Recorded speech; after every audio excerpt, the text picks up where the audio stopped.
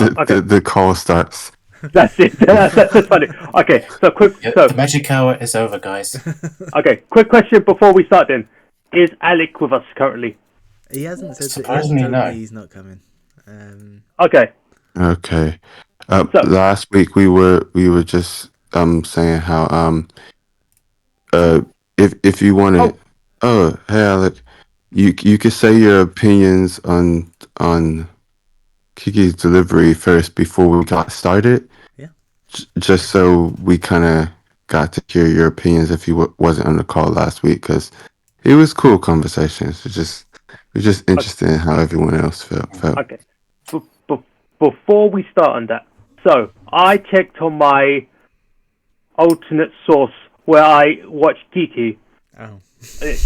Yeah. But like I found out that there is two versions.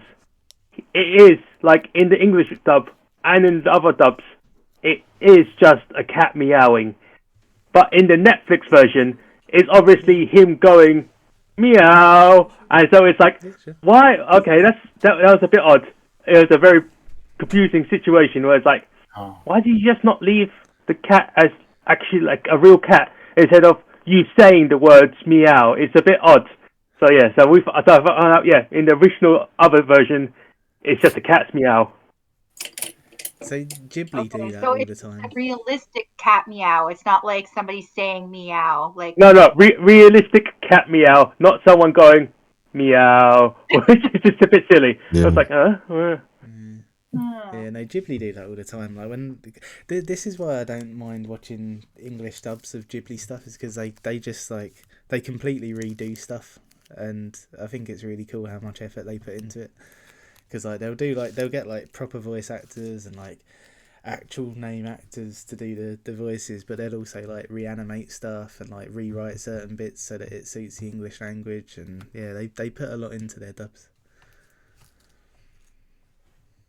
yeah, I'm of two minds with it. I kind of I could see why they would need to rewrite it because of like the translation differences, but it's just like it makes me want to watch both versions, so I know Yeah. because there's differences. So yeah. Yeah, to be fair, I think I don't know, maybe not most, but like a lot of Ghibli films, I think I've seen both. Yeah, but no, I really like Kiki's Delivery Service, man. It's well, it's like any Ghibli film, really. It's just like really sort of comforting, I suppose. A little while ago, I watched. It might have been when you picked it, actually. I watched Spirited Away with my mum, and she got really into it, and she was like, "Oh, this is a film that I'd like to watch on a rainy day." And I think that's how I feel about like all Ghibli films. Like it's just sort of, I don't know, create a cozy environment and just sort of fall into it, kind of thing. And that's what I get from Kiki's Delivery Service, and it was a nice. It was a nice pick because it was nice to watch it with Rachel because she takes a bit of convincing with Ghibli films. So yeah. What did you think, Rachel? It was interesting talking about the different meanings from the Japanese and the English ones because of the rewrites, which you were saying, Rob. But yeah, carry on. Also, can I just think back to last week? Last week feels like ages ago. I didn't mind it. I didn't love it. It was like better than some of the other things that Robert showed me. Like, what was one that I'd seen, Rob, that I fell asleep in quite a few times? Take your pick. Was it Pompoko? Was it? I think it's Pompoko you showed me, isn't it? Talking about Pompoko, you didn't. Take Yeah, I mean, it was light years better than Pompoko for me. But I think like obviously it's billed a bit as like a, I don't know, like coming of age story, Bill's Dong Roman kind of like thing. But I just felt there were certain bits that just felt a bit like underdeveloped. But then I kind of struggled with like the like she didn't seem very ready or prepared to like actually go out and kind of leave wherever she was to kind of go and be a bit, take her out like because it was the right time. It's like, well, it wasn't. It's the right time by the weather, but not actually like in terms of what being. It's a bit like irresponsible in the first place, and then it wasn't quite clear like what her. I think like what her powers were apart from like I know she always spoke about the talent, but it just wasn't really clear like apart from being able to fly on the broom, it wasn't really kind of like what else can she actually That was it. do. Okay, Yeah. but then to lose it, like the bit about like losing the powers, it just felt a bit like I wish they'd made more of that kind of like soul searching kind of yeah, just kind of it felt like a whole big part of the film was like the build up, and then it's like quite towards the end, it just felt a bit rushed. I can't remember what I said to you, Rob, but I was kind of like, yeah, but it doesn't quite. I can't remember what I was. It like I said that I didn't think they'd spent enough time actually like her getting back on track or kind of like building back up to yeah, kind of getting her powers again. It just felt a bit kind of rushed at the end, despite kind of quite a long build up to it. So I liked it and I enjoyed it, and for me it was quite a nice entry into not an entry because obviously Rob had shown me it before, but like a nice way, a better way for me to enjoy Sheila Ghibli. But I just felt there were some aspects of it that didn't feel completely fully fleshed out for me, and that might be, I don't know if that's a dub thing or not. Maybe there are some points that maybe weren't, I don't know, didn't quite carry through to the English dub. But yeah, it was just like good. It wasn't like anything particularly special for me personally. But I wouldn't like. I'd watch it again. I'd watch it again. But yeah, it didn't kind of stand out as a for me as a film. Cool.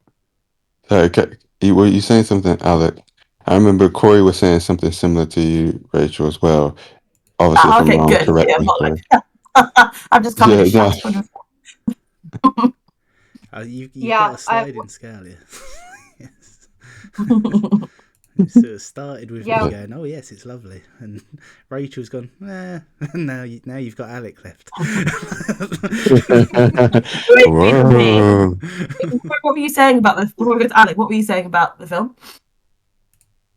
Oh no, I was sorry. I was laughing earlier when you said it's like it's better than Pompoko because I just got a flashback and I was just kind of like, I bet she's saying that because of like the lack of like massive testicles. Spoilers.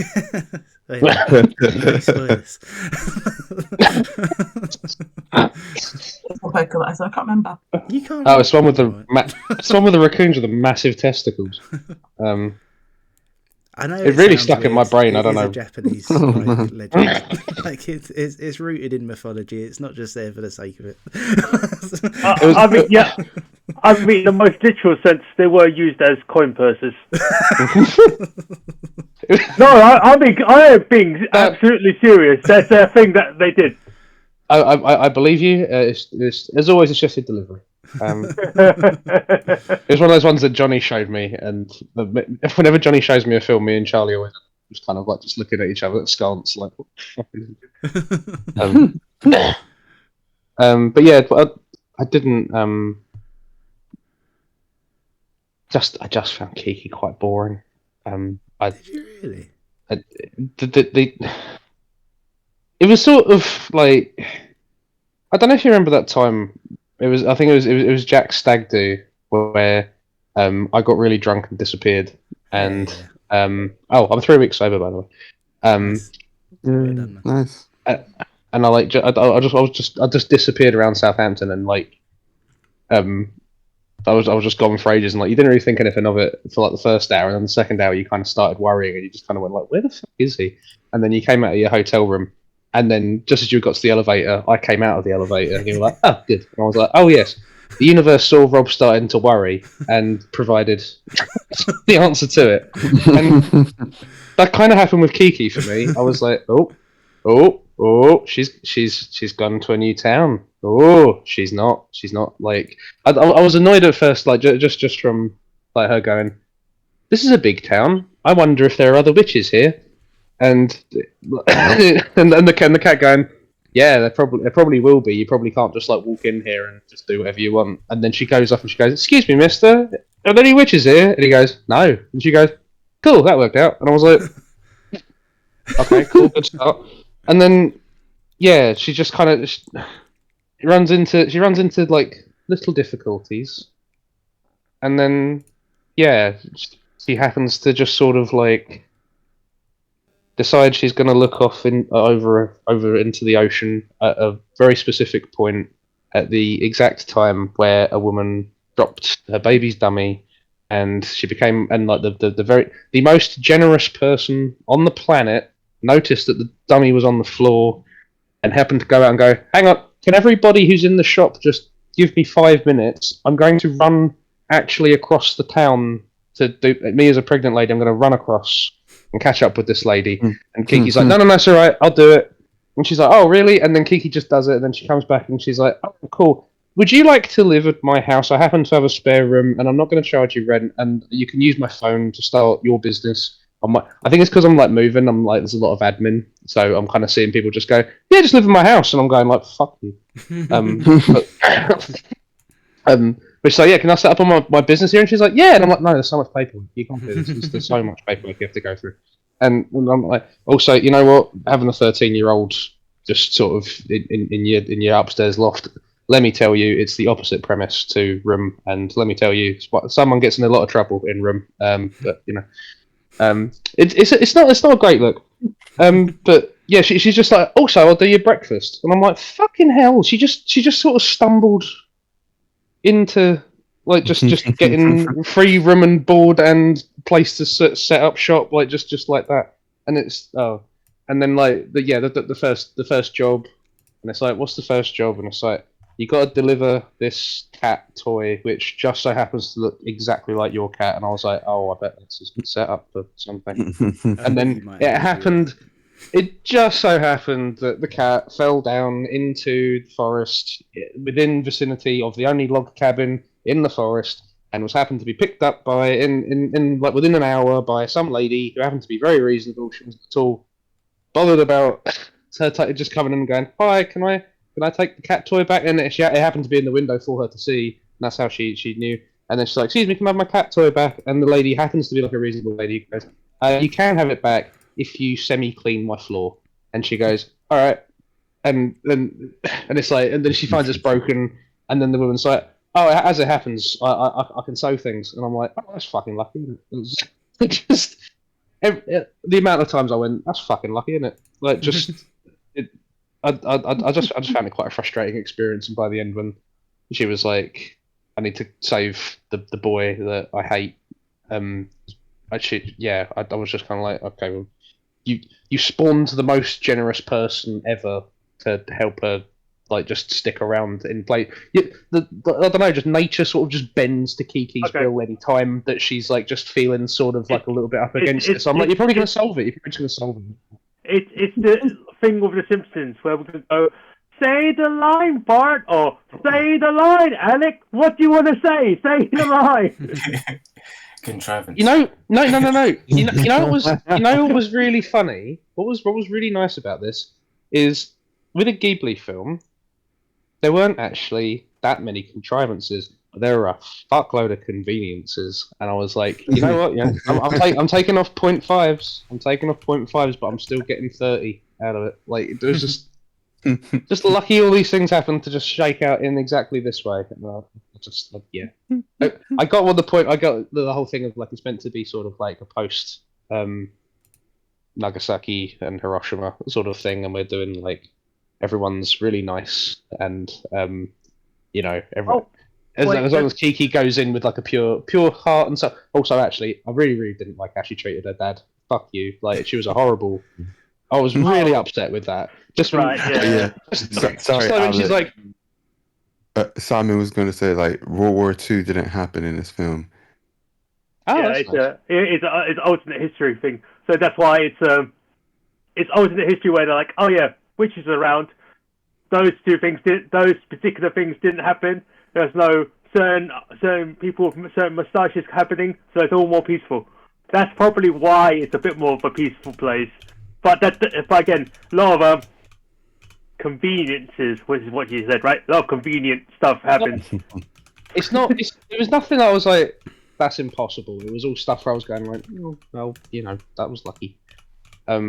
But it happened so much. But yeah, just the bit with her dad, I was like, why is that fine? This poor man, he's organised a camping trip to hang out with you, and then you've seen a nice weather forecast, and you've just gone like, hey Dad, by the way, I'm not coming on the camping trip anyway, sorry, bye. And then it just goes like, what the fuck? I've just finished packing everything on top of the car. And she's like, yeah, sorry.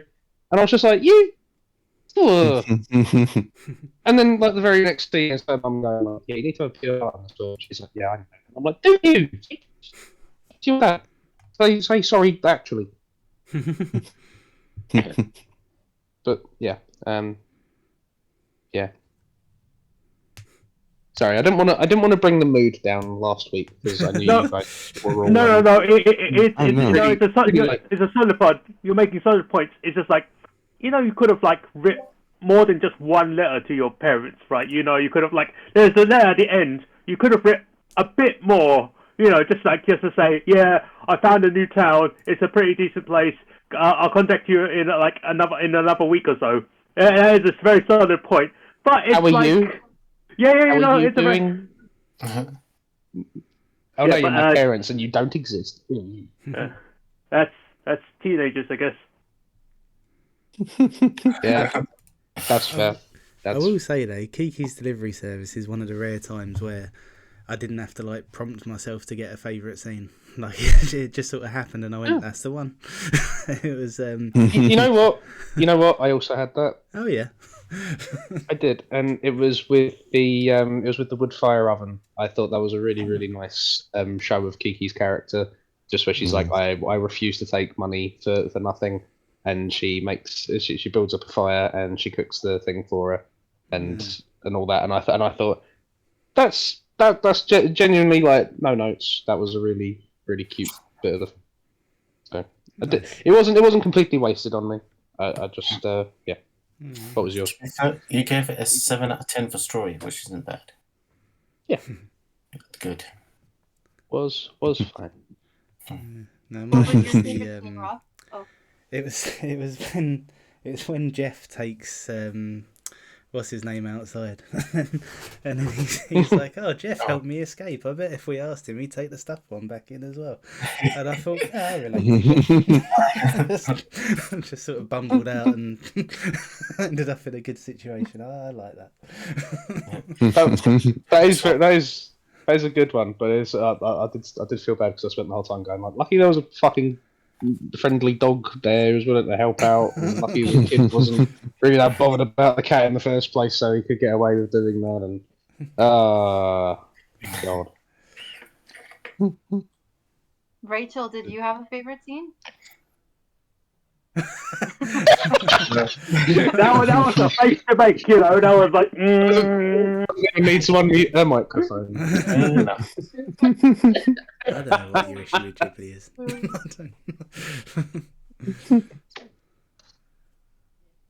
That's a not No. really. That's not what I can think of really clearly.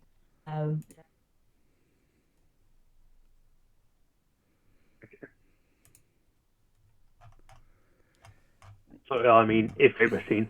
Let's go. Rachel, why did you choose this film then? No, I'm not gonna say Well, since you don't have a favourite scene for Kiki, why'd you pick this No, film? the husband had created the. It took me a while to figure out who he is and what his purpose was. But he obviously created the sign in the window for her. I thought that was really nice. That kind of considering he had no other real lines or anything like that. I thought it was quite a nice observant touch. Oh, you mean the bread reef? Yeah. That was Yeah, that was in the window. Yeah, just had delivery Yeah. service. That was sweet. Nice. Nice. So rewind, restart. So Rachel, why did you pick this film? Why did I pick this film? I really, really like this film. I know it's obviously quite a depressing film and so on, but I think when you guys were first watching The Room, I think I told me you were watching it. I think I confused The Room for This Room, and so yeah, obviously they're very different films. But I think I was like, oh no, Room would always be a really good pick to pick for film club. So I knew I was going to pick it at some point. And yeah, now I kind of felt like. So when we were watching The Room, and I was going, this film is fucking brilliant. It's hilarious. You were thinking, hang on, is Rob all right? When you guys said the title, I think I said something. Oh, the Green Last one. You didn't know. And then I think you showed me the trailer. I was very different. But I felt like The Room that I like is it's still a good film and still worthy of film club. And I think it's one of those films where obviously it was inspired by a novel. I didn't know it was inspired by it was written based on the book that was inspired by obviously the true events, but obviously I knew it was inspired by the Joseph Fritzl Yeah. I don't know what you call it, Yeah. case event. That I just Incidente. remember kind of Yeah.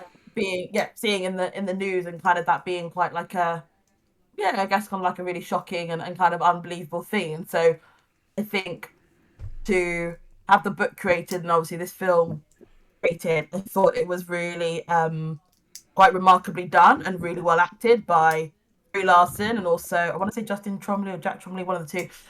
Jacob. I just think the acting and the way that the story's told in a way that really focuses on, I guess, like the love and the sacrifice and the care that as a mother kind of you have for a child, and that kind of like strength that you sometimes find even in kind of like this really kind of dark and kind of like dire moments. I think it's just a really well told story when you kind of hear stories like the Fritzl case and others can't quite comprehend what that must be like. I think actually it kind of almost feels like quite a real depiction of what that could be like for a mother and their child in that situation, but done so in a way that didn't kind of focus on the assault, the rape. I don't think that was needed, and I'm glad it kind of told it in a way that was very like I said, like I don't know if the word respectful is the right kind of word, but I think it really kind of just honed in on that experience of perhaps what for the mother and the child and what that might be like, and then obviously that transition going into the real world. I think again, I thought it was really well told in the sense that it wasn't kind of like Disneyified in a sense. Actually, it kind of really highlighted what that experience must be like, and I think I mean, I was saying to Rob just the other day, like it's mad when you think about there's probably people still in this situation that we just don't kind of like know about, and I think we only watched it today, but I think it really did strike me that for that to kind of be inspired by true events and just kind of the like probably still holds a lot of relevance now. I genuinely think that there are probably people that are in these situations, and I think that's just I don't know, kind of just like when I say interesting, obviously it's not interesting, but like it's kind of always mind blowing to think about. And so I just think it's a really good film in terms of something that we maybe wouldn't expect to happen, but probably is happening and is told so well. And I think under the like film club lens, I thought it'd be one that would be worth discussing, kind of bringing to the group and kind of seeing what people thought about how it was told. Because there isn't really like a, I don't know how to explain it, but there isn't like there's a risk, I guess, that something like that could be told quite badly, and actually I think it's told quite well. So I thought that actually it would make for a really kind of kind of good pick, I guess, in a sense, for us to discuss. So that was the reason that I chose it. Nice. I think sensitive's a good like word for it, where it's like it's not. It didn't feel the need to be like gratuitous about anything. Like it was like you got it from like the way something's shot or like the dialogue stuff like that. Like there was no need to show anything. Like I don't think it's good that they had the skill to be able to like convey it without like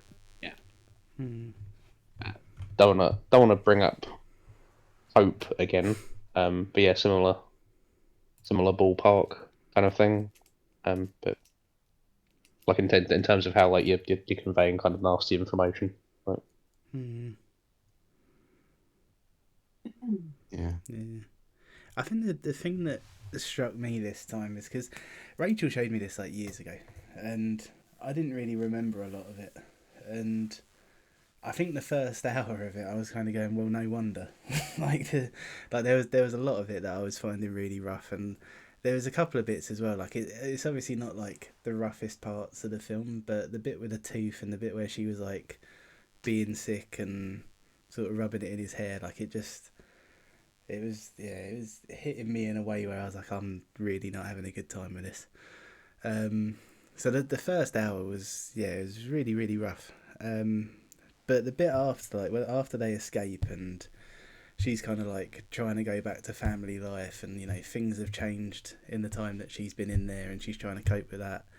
I thought all of that was brilliant, and I think like the thing that I tend to find really interesting in films where like something's happening that's just like way outside of my like frame of reference is that sort of like return to normality, and I think they handled that really well.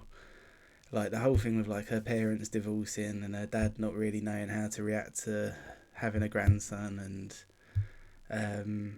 just the whole kind of like the family life kind of thing, and like her feeling like things had moved on without her. I actually I really like that in particular, because when they sort of first moved home, and like her mum's got a new boyfriend and she's got a dog now and all of this stuff, I was thinking like, as a parent, like how could, because I suppose you assume like she's been in this place for like at least 5-6 years kind of thing, which obviously is a long time, and in that time like things are going to change. But I was kind of thinking like, as a parent, like how do you get on with your life kind of thing. Like I couldn't understand like if that had happened to your daughter. I mean obviously you do, because that's just like humans, but I just kept thinking like, how do you not move on, but how do you continue your life in a way that's like so different to when she left kind of thing. Like I just kept coming back to that thought, and then when she started saying it, I was like, well yeah, like that's a really kind of just a really sort of interesting aspect of the story that you don't really consider, I think. So I like that they touched on that. But yeah, that whole thing after they escaped, that hour after, I thought was just brilliant. I loved how awkward it was, and I think there was a lot of hope in it as well, because it was like this awful things happen to them, but they're still able to kind of have full experiences of life, and I thought that was really great. Good double use of the word hope there, Rob. I like it. Because I was going to say, because I think we're going to keep mentioning that film because it is so like impactful because of something so tragic, so horrible, so like traumatic that literally upends everyone's lives so in such a visual way kind of thing, and you can't shake it because that's like the first half of this film I was like, oh, I'm not enjoying this at all, it's just really horrible. And it's like, yeah, if this is based on a true story, then yeah, this is so grim.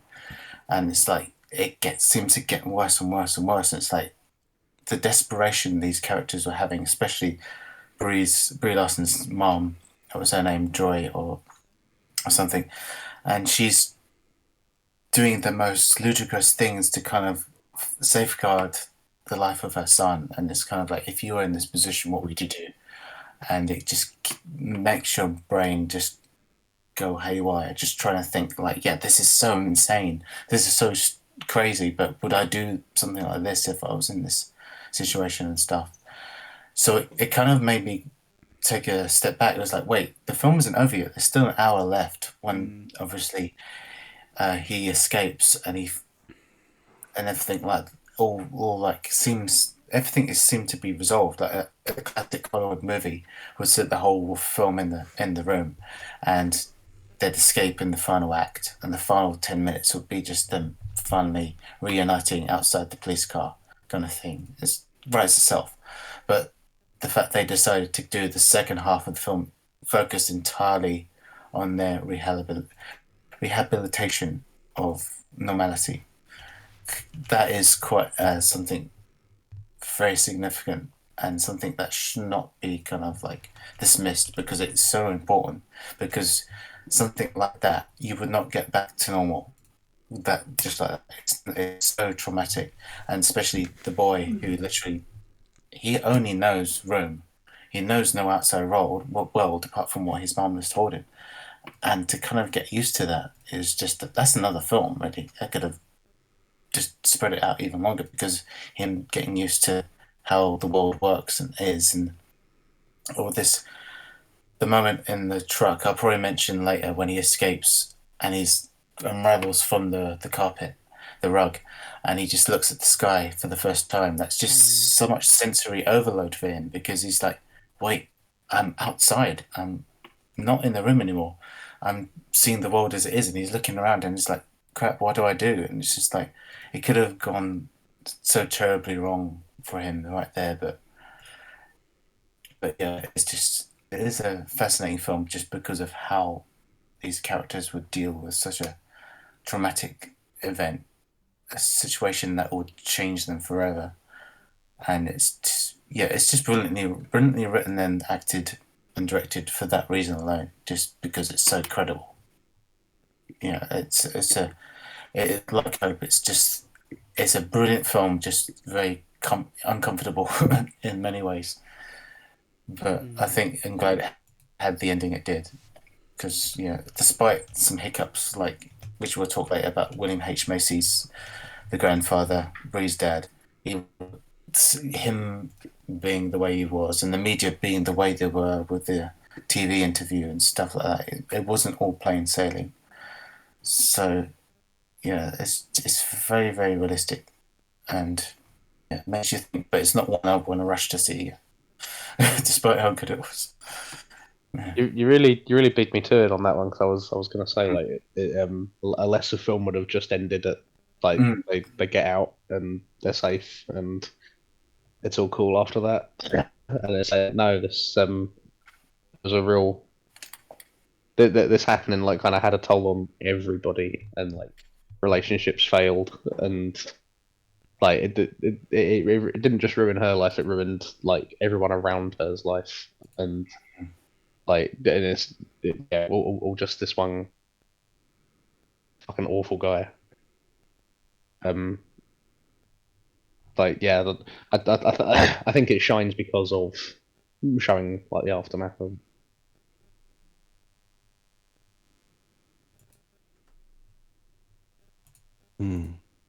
Yep, it's. I mean, like to put it bluntly, this is like one of the it's one of the rough films, and it's only like the third pick of the year, so it's just like it's a very unfortunate situation that this is. This film has, as I think as Ben and Alec was just discussing, has like two halves. The first half being the tension of like the crampedness of the physical room itself, and like how they were planning to escape and all the tension and build up there. But it is like the quick release, like it should be fine, but obviously everything is not fine, which goes on to the second half of the movie, which is like the drama of like picking up the pieces, which is just as rough, to be honest. I mean, like again, if we'll keep comparing it to Hope again, and that's a film I don't want to go back and think about, because it's a very rough film. I regret doing it. Yeah, so it's like it's them building up picking up the pieces and them like building family again. But that was a very rough situation as well. So it's like it's a question of like this film is very well made, because I did also was this produced by or just like made by A24, because it's like a film for an A24 film as well, because I saw like both of those headlines on like the beginning, so I wasn't sure. It's filmed for, but it was distributed by A24 in America. Right, okay, because I got a bit confused. I wasn't sure if it was like made by A24 or like, because sometimes I get mixed up. A24 film, I get mixed up on that, but like it is like, considering those particular studios, they are very good at like making like films about people. Last film that I think we watched that was filmed for was The Father, and like good like character piece, very good about like the way that people are like people. It's like the pains that they go through, suffering that they've endured, and like the aftermath and the reactions to all the things that are happening to them. And it's like so well made. I just couldn't enjoy it because it just felt so rough to go, this is this is rough. Yeah, it's just like, it's like it made my like stomach a bit upset. It was like, but I guess that's what makes it a good film as well, because it's like, this is one of those films that just make you just feel a bit nauseated, and it's like, but like the acting on it, because unfortunately with Brie Larson, last time we see her like in more modern films, she's Captain Marveling around, and it's like that's not really. I mean, that's not a really good look. What you compare it to this, where this is fucking brilliant, where she's in Captain Marvel, where she's not so brilliant. It's like, okay, so she does have range. It's not. Yeah. It's a bit different from what she does, but it's like, yeah. Do more of this sort of film, Brie Larson. I think you'll be a way more popular person. But that's neither here or there. In any case, I've just I was just looking at who made the film, right, and I didn't realise this, but the director the year before directed one of my favourite films. He directed Frank. Oh. I'm so surprised you haven't picked that yet. Yeah, I know it's coming. This year? He's threatening. Possibly. yeah, a film about a pug. Wait, no. That's Men in Black.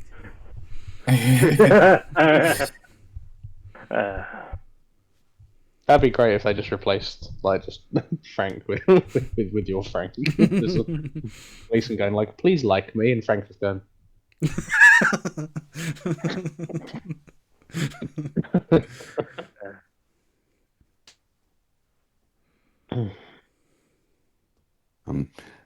In terms of my opening statement, I was just going to say I don't have much to add, to be honest. I agree with what everyone else has said. Honestly, yeah, great film, but yeah, Camilla, I think she's probably put her thoughts in the chat, or she's going to soon if she hasn't already. But yeah, she had a really hard time watching it and had to pause at different points. And I was helping myself get through it by like just, I don't know, playing some game on my phone just to kind of not try to feel too much. Because of course it's horrendous what they're going through. And yeah, truly messed up. And just like I think the GIF that Ben sent, it's like watching this film going the world and thinking about the true stories and really horrible people, and then probably today even being reminded about some people on Reddit. Oh man. Anyway, They're in the chat. Oh man, but yeah. So yeah, great film. Really glad how it was depicted. There was only one small part that I thought, maybe that could have been done written ever so slightly differently, but otherwise, yeah, amazing. Really well done. Yeah, no real notes. The thing about Brie Larson, yeah, she has quite a few roles, not as hard as this, but that are actually good in her kind of like slightly earlier career, not as well known. She's even got, I think, a film that's recommended. It's got quite a few people earlier on in their career, and I think her character plays in like a kid's home, like helping, is it disadvantaged kids? I can't remember the plot properly, but again, it's with kids, but in a helpful kind of way. So I guess there's obviously some kind of connection in that kind of way of the type of role at the time anyway, earlier in her career, she feels kind of a connection to playing. But yeah, it is kind of unfortunate. She's most known for Marvel now, but yeah, she's had a few roles earlier on that are recommended to watch. Yeah. It's really, really Yeah, like she probably unfortunate. Just trained for this though. She put herself in a she isolated herself for a month without like her phone and her and internet and just oh wow. isolated herself from people and world in preparation. Kind of for it. I mean, I don't know what preps required for Captain Marvel, but she seemed to properly invest Not a in lot. this role, which I thought was quite interesting to read as well. I think her prep This for this Captain is Marvel was changing her Twitter bio. it's what's so sad about it because I've seen her in a couple of things, and like when Captain Marvel came out, oh, she's fucking shit actress, and I was like, she's not a shit actress. She's directed shittily, like. Yeah. Yeah, Like, the problem isn't her acting skill. The problem is what she's acting like. I just think like you see this and it's just it's night and day. It's just like, well, you know, she can only perform what you give her to perform. If you Exactly, yeah. like, if you make her obnoxious, she's gonna be obnoxious. But the problem's not her. Yeah. I mean, she's obnoxious in interviews as well. But like, you know, as an actress, she's. Yeah, so I could jump in. I had read the book ages ago. So but a lot came back to me when I was watching the movie, which just goes to show that it stayed very true to the book. And adaptations are quite challenging, but I'm helped by the fact that I read it so long ago. So it was like it was easier to just experience it as a film.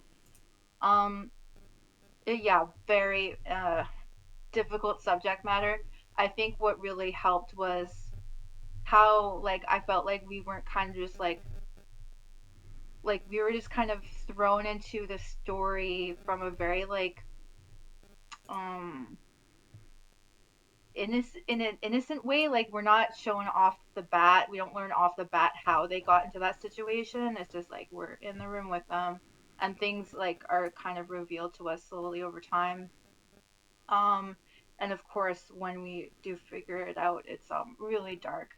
And especially so that like I'm well aware that that was based on like a true story, and there's been more than just that one time that happened. So that just gives this story just like really heavy hitting depth, which is like that's just really hard to reconcile with. But like some people have mentioned before, they did mercifully hold back and show some details. Didn't show us a lot, just gave us enough to know. But even with just like restraint, like some things like just knowing what was happening and for a young kid to be right in there is just like it's really truly disturbing.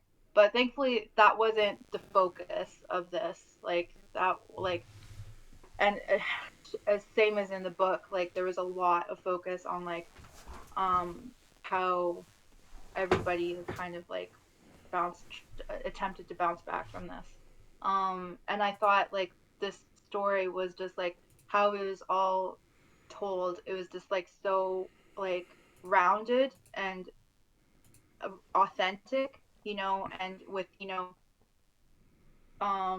conflicts where like the father having the hardest time with seeing a child of that situation come and and difficulties like when I thought about like to me like she was 24 when they escaped. I'm pretty sure I did the math right. She was 17 when she was caught, and then she was 24. She was in the house in that room for 7 years. And to me, 24 years old is still like a big kid. Like I consider 25 and under just like still like very much. So it's just like she was very young herself, and she had a young child, and that was just like insurmountable what she's been through. And it was hard to see like how hard of a time she was having coping afterwards, but it just completely all made 100% sense to me. Um, so yeah, I think this movie did a fairly good job of of touching on all the major important things. And yeah, really, really hard reality of our world to be reminded of. But and frustrating too. The media part too, just like the nerve of the questions that they were asked of her, and it's my opinion that 100% did not help her recovery. Her recovery took a huge rocky road after that, and that was very difficult to see as well. But again, it's just this story has hard truths of what real life is for a lot of people. So, yeah, it's it did a really good job of telling how it is. So yeah, not an easy watch for sure.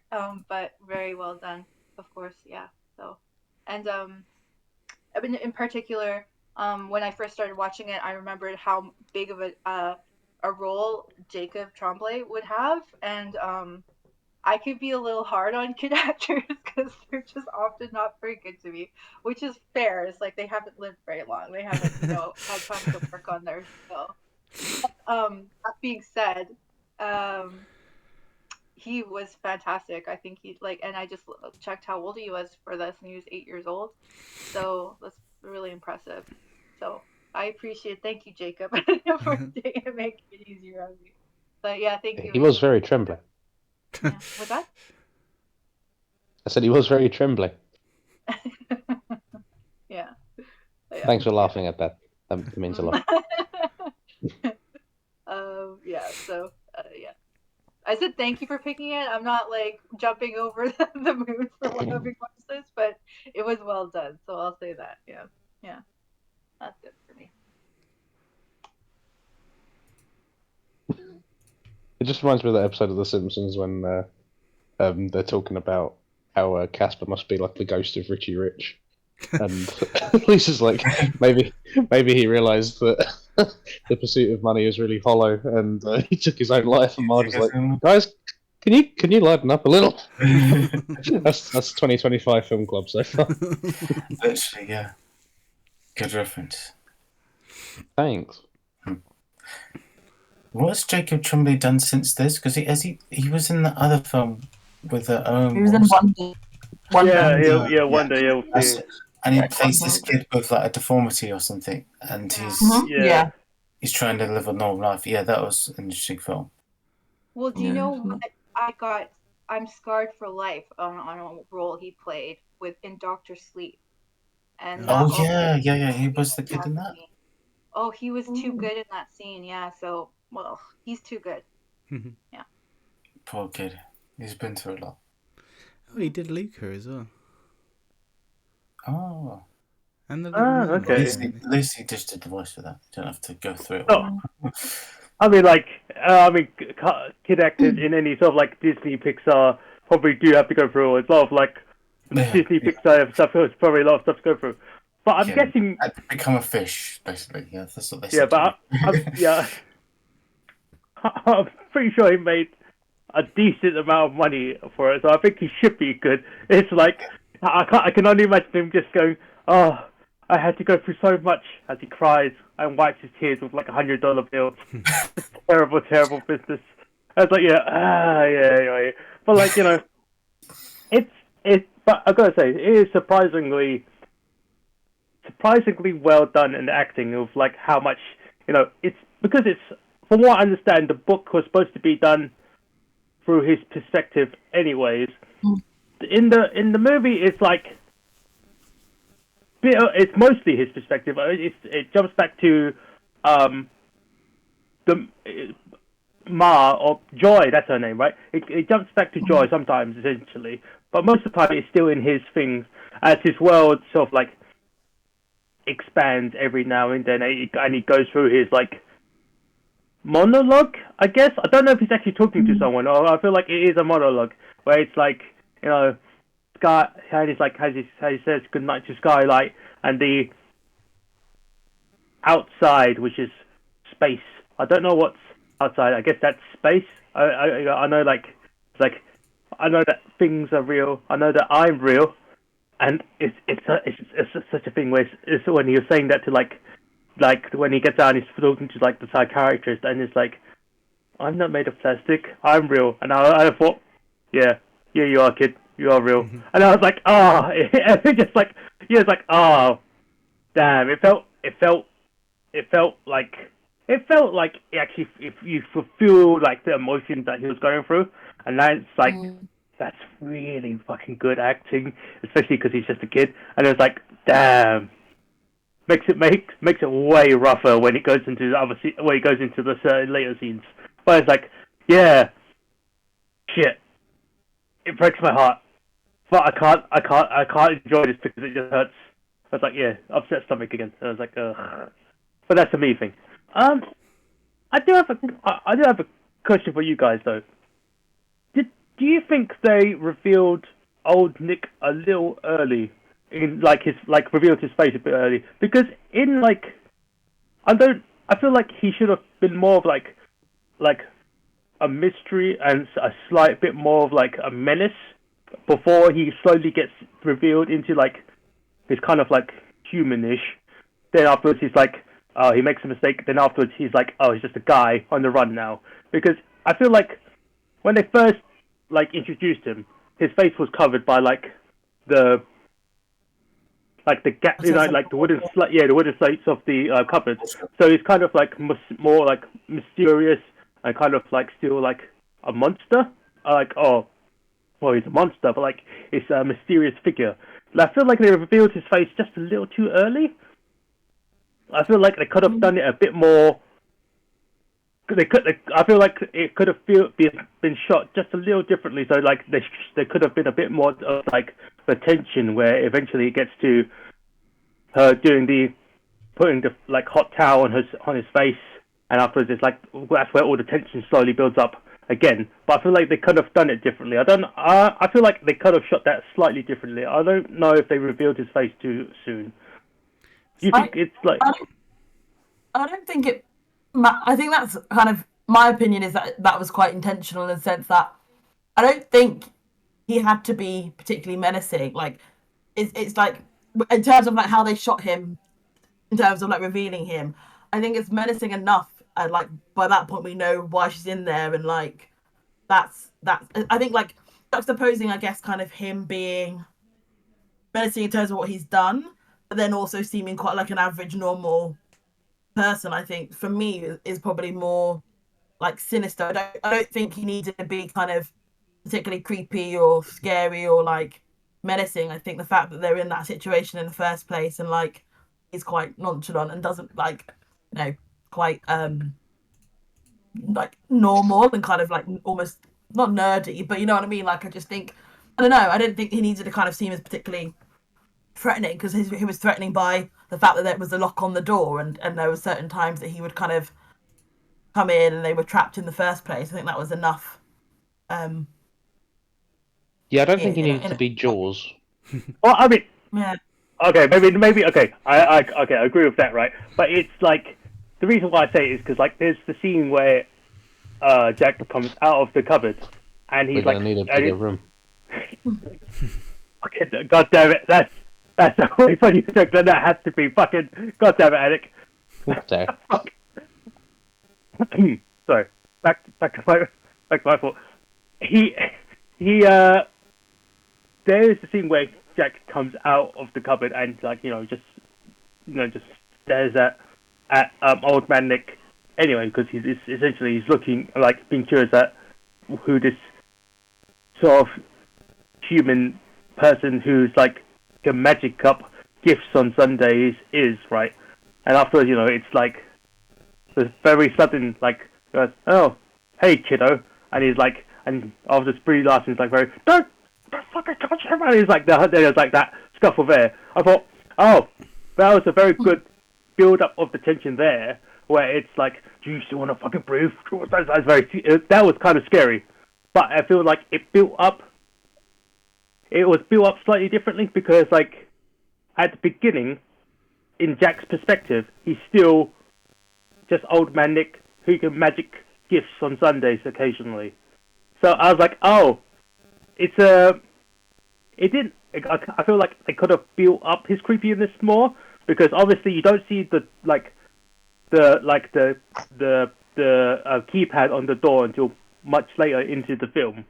But it's like, I feel like they could have built the tension up slightly. There's like, it's done well. Don't get me wrong, but I feel like they could have built it slightly differently. There's a certain like aspects of it because like you see bits bits foreshadowed anyway because like you see like there's no there's no lid on like the cistern on the toilet and you're like, oh, weird. It's just like, do you know why this is? Because Ma tried to hit him on the head after he broke your mother's wrist, and it's like, oh, all right, it builds up the evilness of the character, if you get what I mean, and it's just like, it's like they stacked it in the right way. I feel like they could have stacked it better, but I don't know how to do it better. I just try to see certain aspects. I liked what you. Sorry, is it okay if I go, Alex? Yeah, go for it. Okay, thank you. I liked your suggestion of your idea of when to do it, when because he's not supposed to be out of the wardrobe while Nick is there, and so that would have been. I'm the kind of person who likes a bit more like drama, you could say, and I think it would have added more of impact to seeing. I like it when things are hidden and mysterious, and then I like a notable reveal. And that would carry on to the theme of, because he's not your just average person, he is a monster. And for him to be treated as like that, and for us to see his face for the first time in like a high tension, notable way, that would have worked for me better, I think. For like his like face reveal to be not as like subtle and more neutral, would have had more impact for me. So I could see what you're saying. Yeah, I think for me it's like I don't think Old Nick was actually that important. Obviously like mechanically he is, but for me the story was more about kind of the melancholy of being in that situation, if that makes sense. Like it's sort of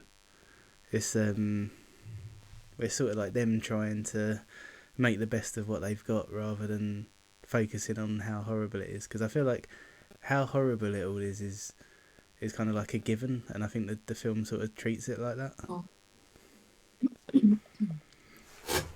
Yeah, that's what I thought. I think the fact that they're in that situation in itself shows he's a monster and he's not a nice person. But I think then to, like I said, to kind of see him and him, when I said about like him being like the average person, I mean in the sense that obviously she just assumed he was someone that was struggling with their dog and went with them, and that's just like the mistake that she made, right? Is kind of going along with somebody who seemed to be like the average person, but actually he is a monster. And I think it's the idea of like the threat, I guess, that anyone can pose, that regardless, like he's carrying on his day-to-day life as an average person, and actually in his shed he's got this whole person and a child that he's kind of holding captive. And I think I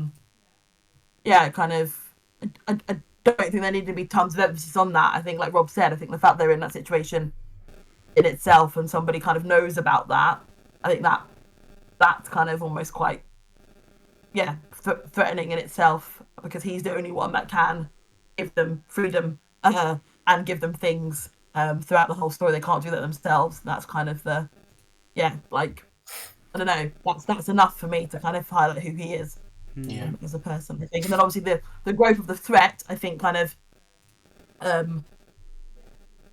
think the threatening part where obviously, she kind of does try to cross him, and actually he can be dangerous, so it kind of, I don't know, like tops it up. So you kind of see him, you're like, oh, he looks kind of like I said, average, unsuspecting kind of person. We know he's threatening because of this. Oh wait, now we've actually seen him be threatening, and it's kind of like that's enough of a build for me anyway. Sorry, Ben, who's coming in? Yeah, it's an interesting point. It's like what Simon's saying, what you guys are saying. Kind of like he is such maybe irreverent, I suppose, might be the best way to put it, in terms of like he is integral to the story, but he isn't the theme of the story. It isn't all about him. So you could have done the whole film with just him in obscurity. Like you never see his face. You just see, like you kind of the Tom and Jerry effect, where you just see him from the waist below, kind of thing. And that could have been the boy's viewpoint. His kind of that's how he sees him. You never see more. You never see his face, and it could have worked just as well. And I suppose you could have done the opposite, where you see his face straight away, and it just kind of like, in a way, kind of just like he's just a dude. He's just this normal guy.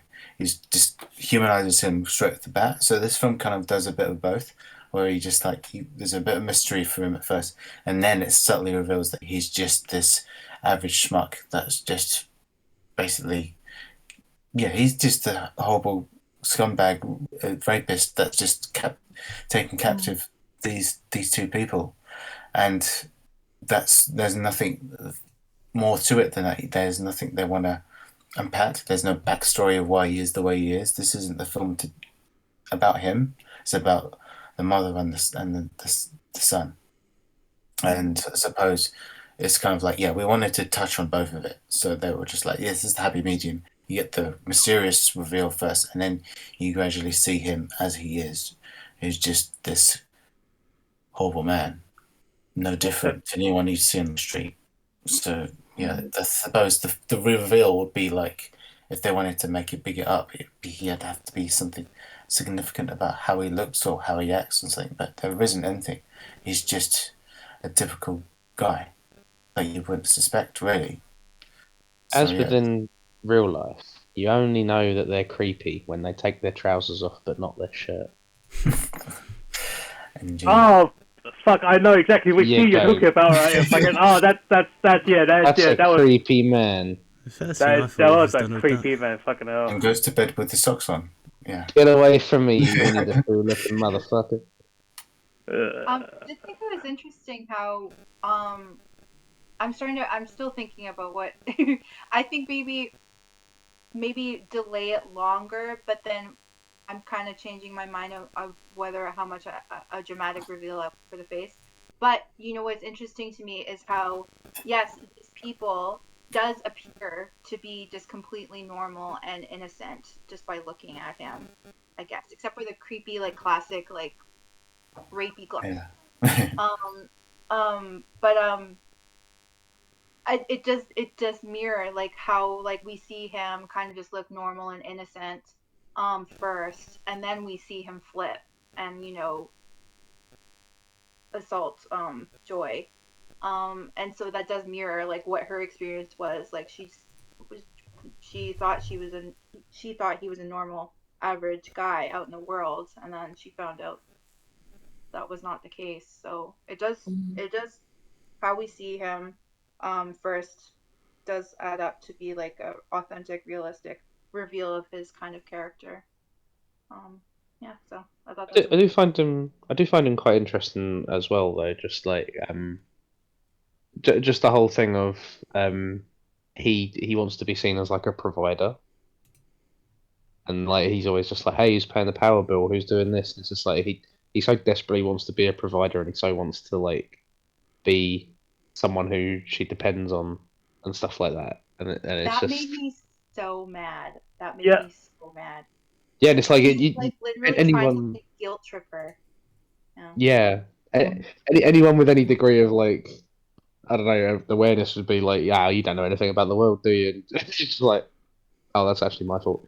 But like this guy doesn't have like any of that, and he just wants to be a provider to the point that he had to actually like force someone into it in order to make like the reality a reality, and it's like, yeah, like I don't know, I found him quite interesting, and like he's not like the biggest guy, and he's not like the most outwardly like threatening guy, and that's how he kind of gets away with stuff. But like, it's not that the point isn't that he has to be like strong. He just needs to be stronger than her to be a threat, and it's like he has to be kind of. There's a kind of a patheticness about him where like to like achieve being like this like functional providing male, he has to exercise like what little strength he has on someone who's weaker than him and can't like defend himself.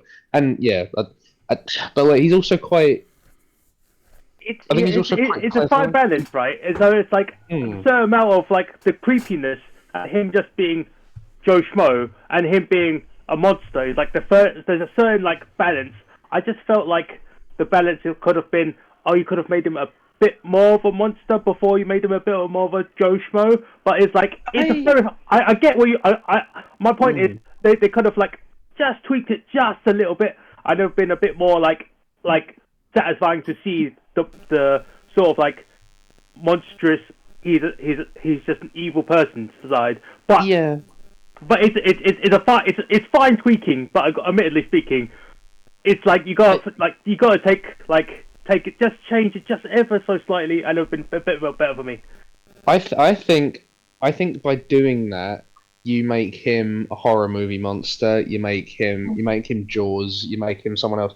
And I like doing the reverse, where he just kind of shows up, and he is just a pathetic man, and there's no grandiosity to him. He's just this guy.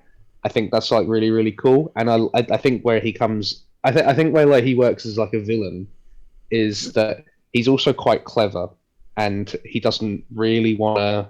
He doesn't want to do stuff where he's putting himself out there, and he's like overreaching, or like he's trying to do more than he has to. And so, like, when she's like going into hysterics and trying to use her emotional manipulation to get him to do things, he's like very much like, shut the fuck up, leave me alone, no.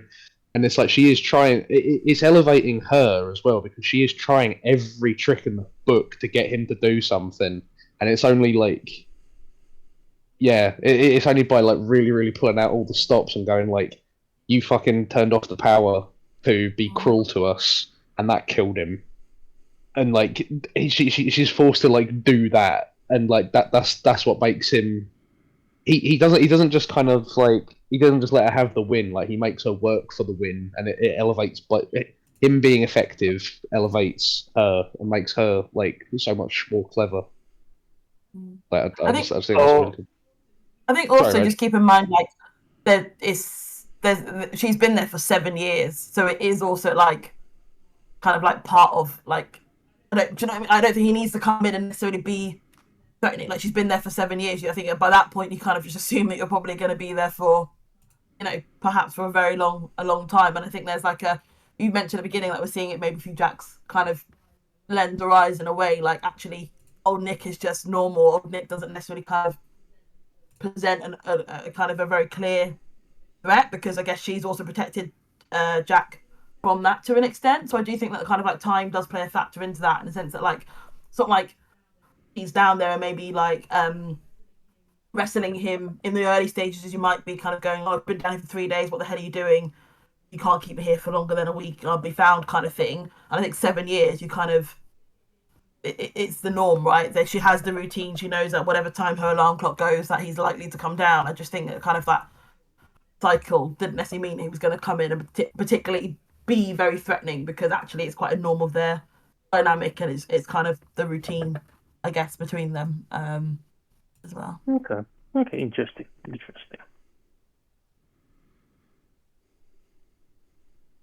So it's don't. I feel like Pat's been waiting. I do think he needs to be a bit more forceful, because there's no point sitting and waiting for 5 minutes and then somebody will just cut you off. So if you want to come in, come in now. No, I don't like talking over people, to be fair.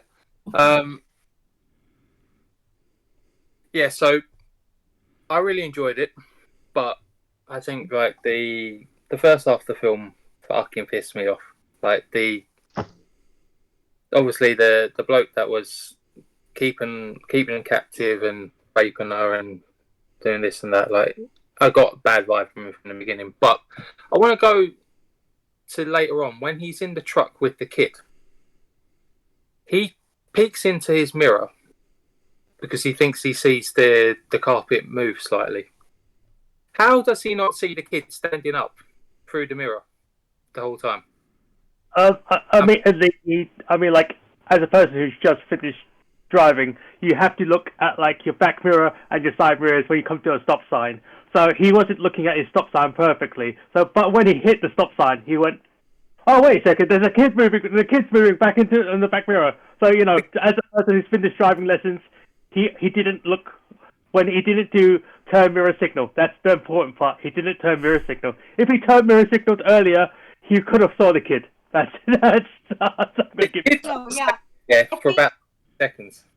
Like when you're like you could see I could see where Pat's coming from because like you would see because you always have that rear view mirror like really close, like it's movement in it is quite easy to catch, and so like I was a little bit like when he first popped up I'm like he's gonna see him any second and he didn't, so it was a little, I could see that it was a little strange.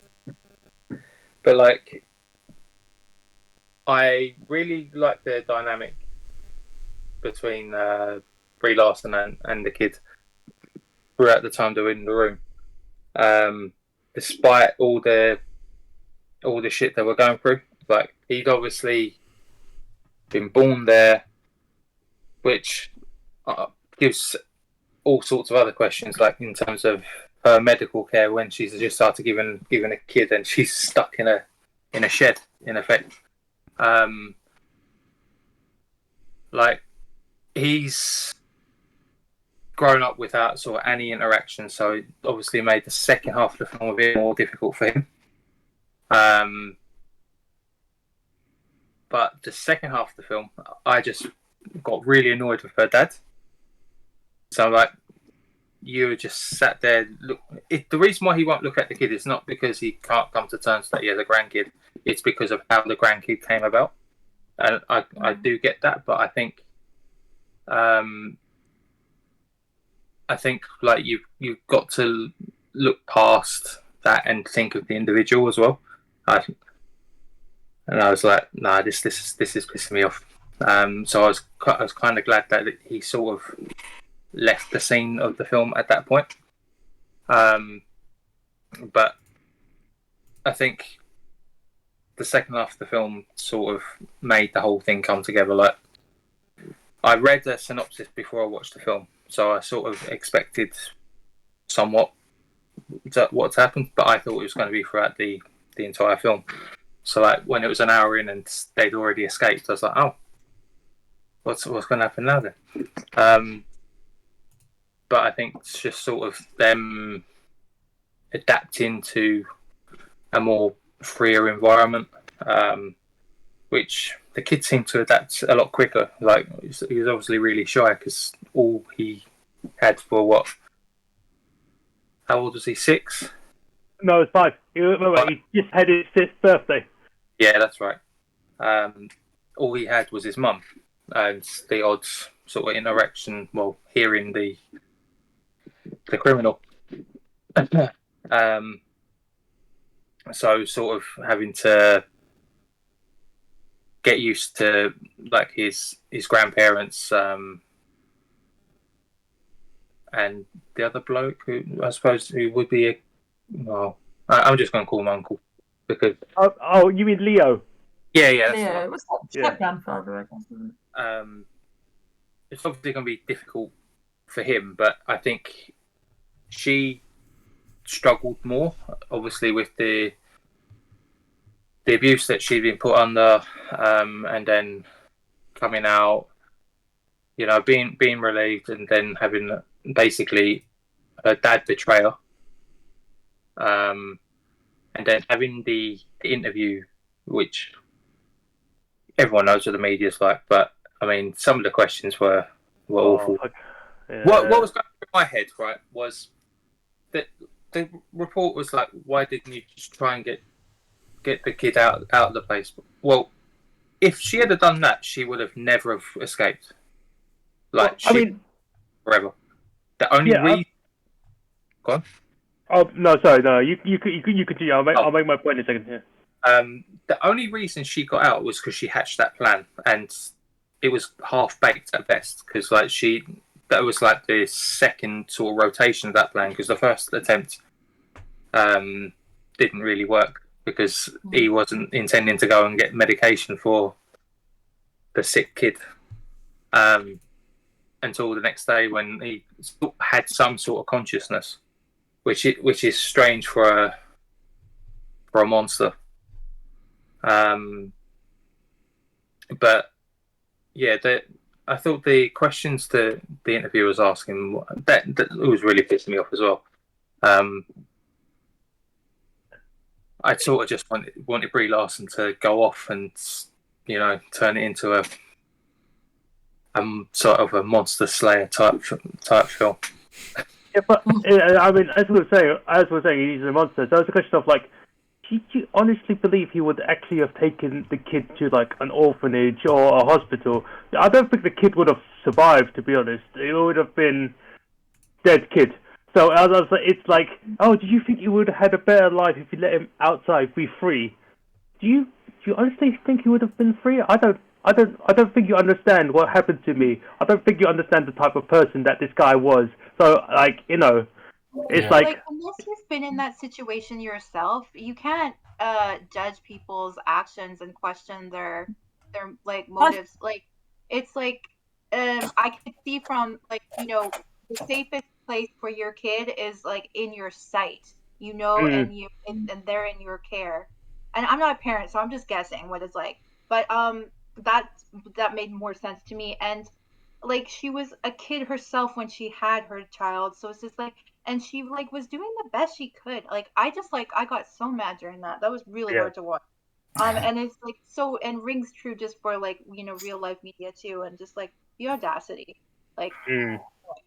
I think in terms of like the writing, I think that was a really I thought that was a really interesting question to add in from the interviewer though, because I think that like I guess as a parent or as a mum, or when you become a parent, the idea of like you know, the kid becomes a priority and like sacrificing you sacrifice yourself over your kids kind of thing. But I think it was just an interesting kind of question in the sense that I think it was where there was no other option for her in that, well, she felt there was no other option for her. I think to kind of be, I don't want to say challenged, but ask that question, I think kind of was interesting in the idea of like, yeah, what is the best thing as a mother to do, and the idea of like, you know, do you give up the child and go, actually, you know what, I don't have a choice for myself, but I have a choice for you, and therefore I'm going to do this, or do you actually keep the child? And absolutely, yeah, she wouldn't have got out of room without her child, but then it's like the argument of, well, you know, has she affected him for life, for example, by having him in the room for 5 years, actually, which is the kind of like lesser of kind of two evils. And I think, yeah, I kind of liked, even though I didn't agree with it, obviously, the question, but I liked that it was included in the writing, because I think it kind of made you think, like, actually, yeah, she had given him up.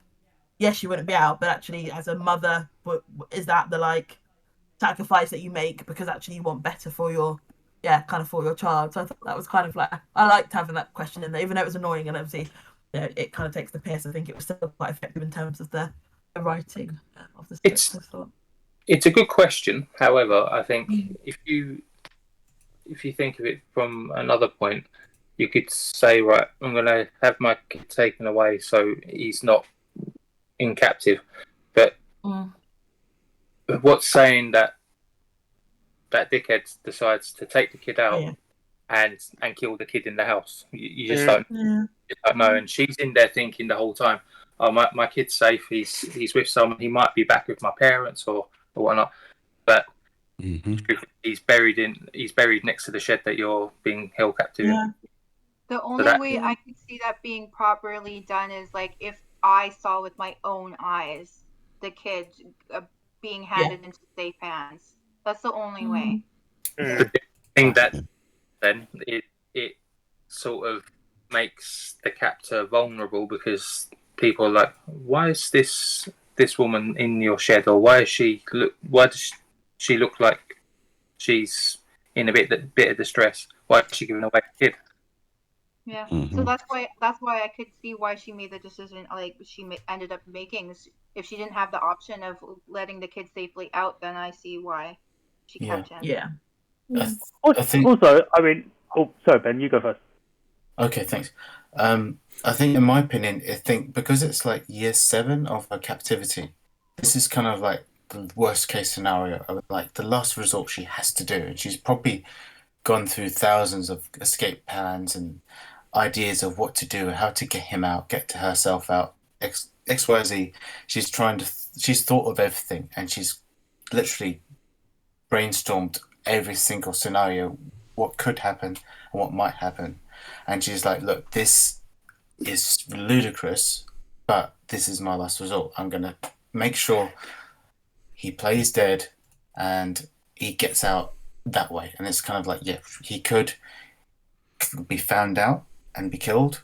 He could jump out the truck and be run over and killed that way, or he could be literally chased by Mr. Rapist and killed again. It could be all sorts of things could go wrong. And she was like, I don't want to do this. That's why she's kept him within her sight for 5 years straight, taught him everything she knows. She gave him 100% of the education she knew. She basically was her tutor, his tutor, his mother, everything. She taught him everything she could. And that's probably more valuable than anything else she could do, is teaching him to be a decent person, where he treats, like, even the mice that come into the shed, how he is as a person, as a human being. He is sympathetic, he is nice, he shows compassion and love. And that is probably the best thing she could do for him. And yet she still, in the back of her mind, wanted him to be out. So she was like, yeah, this is the last resort I can think of.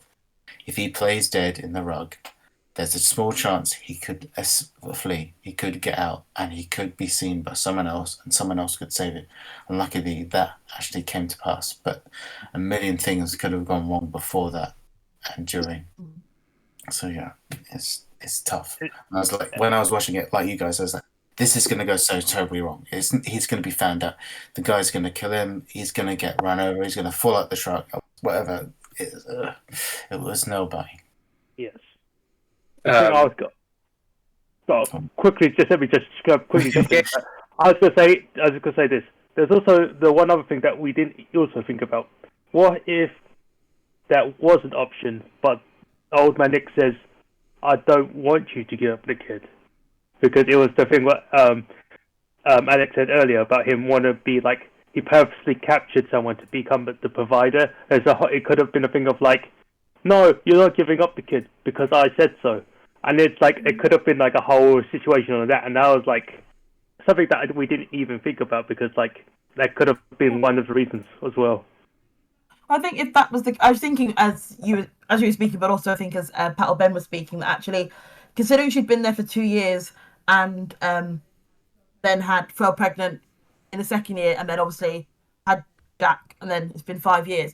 It was interesting that there wasn't another child, and I guess I wondered kind of, yeah, I mean, you think about like the Joseph Fritzl case, for example. I think she had like 20. I want to say. There's a chance like that I might be misremembering, but there's a chance that she might have had like a miscarriage, or like there is a chance that she got pregnant before. Yeah. Do you think it's interesting that there are more children, I guess, in terms of like if that was the case, but he maybe wanted to provide, then actually, I guess we don't really know much about. I don't know how much it matters, but I guess we don't really know, like, yeah, whether he wanted to provide, and therefore. But I think you'd have more children if that was maybe the case. I don't know, because obviously a lot of people, the only case that I know is the Joseph Fritzl case, and they had like a silly amount of children kind of down there, maybe like 7 actually, down there at kind of one time. So yeah, I don't know. That's so grim. It might have been lack of just like, medical know-how. I mean, but yeah, in 7 years for there only to be one kid, it is like there's a chance that maybe that wasn't like his main goal, to have a bunch of kids with her. So like, he could have provided her with birth control, I guess. I don't know. Yeah, but then the 2 years, it's a 2-year gap before she fell pregnant. I find odd if he did provide birth control. Like, why did she not fall pregnant at 17? Why was it when she was 19? Because then what was happening for those 2 years, I guess, would be my question. But I know it's not like the end of the world, but yeah, that's just on my mind. Fair enough. Go on, Pat, what were you going to say? Oh yeah, I was like, for a film that pissed me off so much, I was quite surprised at how much I enjoyed it as well. Because Rob sent me a message the other day. I was quite surprised with the score I gave. Why? I'm waiting for a reply. To be fair, I'm quite. Yeah, no, I was just surprised it was so high because it's because you gave it like 9.5, right? Yeah. Yeah, no, I just like. Yeah, I don't know. I was just surprised because that's like almost a perfect score. Yeah, it's like a beat as the father, isn't it? It's like a big riot that father was. Like, I thought the story was pretty on point. Acting was great. I think the acting was probably the best part of it for me. Production was as good as it can be. I think it was quite impactful because of how pissed off it was making me.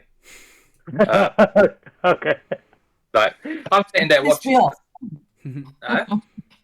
I said it pissed me off. 10. It's not. It's not.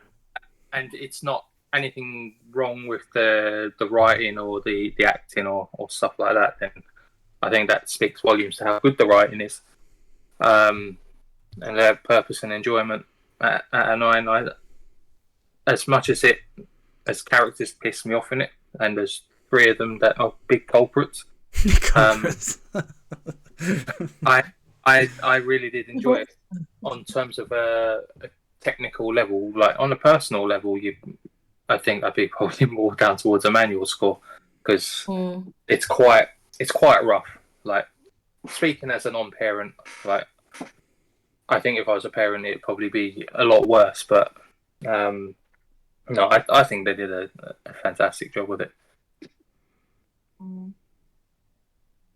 Yeah, I think something that is not the bit in the hospital was really kind of interesting to me, where kind of the doctor obviously came with like the mask and the sunglasses and a sunscreen, and just that kind of like realization, I guess, for her, or kind of that lack of awareness, I guess, in terms of actually how much of like an adjustment it would be. I thought that was quite like an interesting, just like, oh, he's going to need to wear a mask and he's going because of the germs and he's going to need to wear sunglasses. Like she was kind of like, but why does he really need all this? And obviously not anticipating that they might need to stay for a bit longer. I think it's that kind of like unpreparedness, I guess, or in the way that she was obviously going to perhaps maybe she wasn't going to have those same problems. Hers was a lot more obviously emotional and kind of mental, whereas his was I guess kind of emotional and mental as well, but also the extra layer of us being more susceptible to kind of like other harm, I guess, kind of in the real world as well. I thought was it was just kind of an interesting point that she hadn't considered as well. It was hard to see her trying to rush home, like, and leave the hospital. I was just like, but more and more as I get older, I'm more able to understand people doing things differently based on like how different we all are as people, but also just like how we deal with like stress and like what we need to help us. And also I took into account again her age. Like she was 17 when she was caught up, and then she was so isolated for 7 years, and this is like, and still young when she's leaving. So I just like understood why she wasn't necessarily making decisions I would hope somebody would make for herself and her son. But it's just all still understandable. Yeah. One of the like heartbreaking moments was the bit where they were screaming in the room to see if anybody could kind of hear them. Just like, God, could you imagine like as part of a routine with your child, or just like screaming at the top of your lungs to try and hope that somebody's just can't imagine what that must be like the kind of like hope you must have, and the like lack of clarity, I guess, or awareness as to actually where you are, and that being quite like disorienting, I guess. And then when you actually see the shed to kind of and where it is, and kind of how unlikely it would be that anyone would hear her, and obviously the soundproofing in the room anyway. It's nuts. Like then, like I said, when you think about actually real life examples or things like that, you just think, gosh, it just must be so terrifying, and to have to articulate to a child while you're doing that must be fucking nuts. It just must be nuts. I just don't know how you do that. I don't know how she held it so together. She was so young, and raising a child all by yourself in like complete isolation. Like there is no no daycare, no babysitter, no like ever. It's just like, oh my goodness.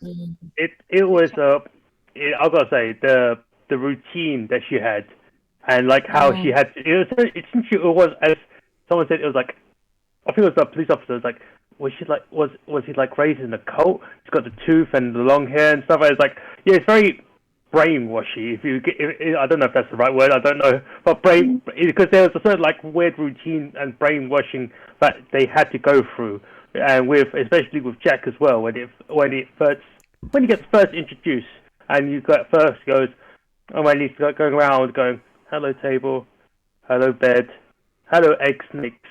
I mean, when you first saw egg snakes, I didn't see. Maybe it just flashed a bit quickly before in my eyes. I was like, what the fuck are egg snakes?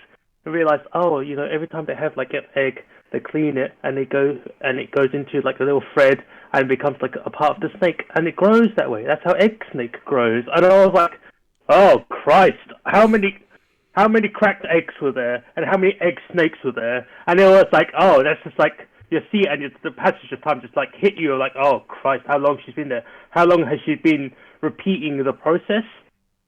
And I guess it's like a weird Easter egg in itself, where the story that she was telling she was telling Jack, was the Count of Monte Cristo.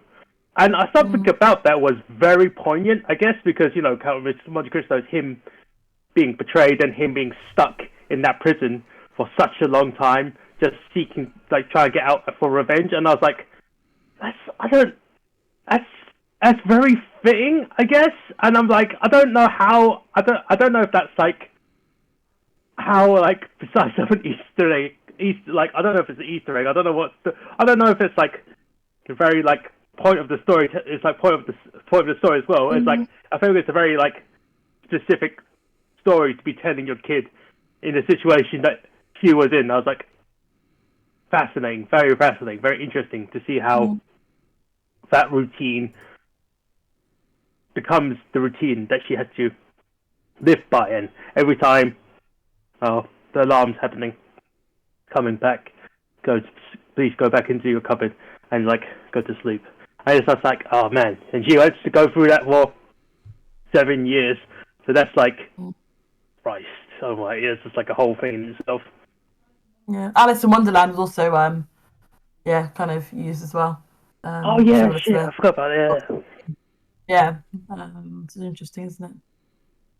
Yeah, I agree.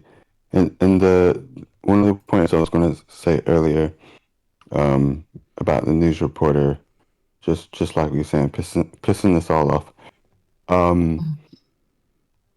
Even though it wasn't quite how the lady was saying it, she did actually try to get him to take the kid to a hospital.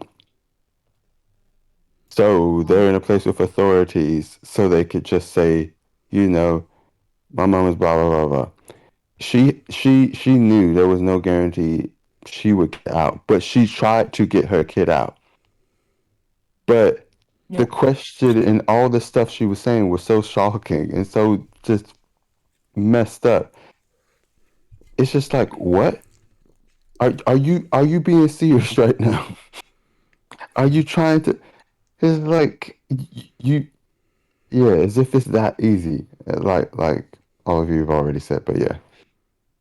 I mean, like her first question was really like, it really pissed you off anyway. Like, so how do you expect the father to be like that? And I was like, no, he's not the father. And it's like I'm the mother. That's it. And I was like, I just think, man, that's already the bad first question. Really, really pissed. I think it pissed everyone off by just her listening to her say it. It's like, Jesus Christ. Then she goes to the second question. It's like the 1-2 punch. It's like, fucking hell, what a bitch. I was so pissed off with her. It's like, clearly these questions are designed to like provoke at any cost, right? So they have a really brilliant interview and a really hot story to share to everybody. This is really frustrating.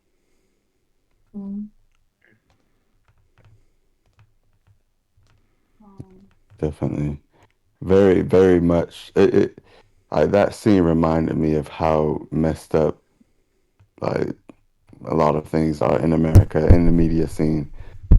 On a side note, completely different film makes me want to watch Nightcrawler. I didn't expect Jake that to be Gyllenhaal. a film. It's just the whole kind of the lengths that people in media will go to in America to get the story, to get the scoop, kind of thing. Oh, see, yeah, it's a great film though. To be fair, I was like, what is the name? Oh, it's the media. All right. Yeah. When you said Nightcrawler, I haven't watched. I thought X-Men for some reason. I was like, oh yeah, no. Yeah, I was like, yeah, I haven't watched Oh. it. I actually haven't watched the film. Yeah, no. Yeah, not that film. Yeah, but is a good film recommended? Yeah, me and Pat saw Nightcrawler. We were really impressed with that one. Okay, so I'll film club one day. Yeah, I was about to say, I expect for you to pick it then. Okay, cool. I'll put it off my list for now.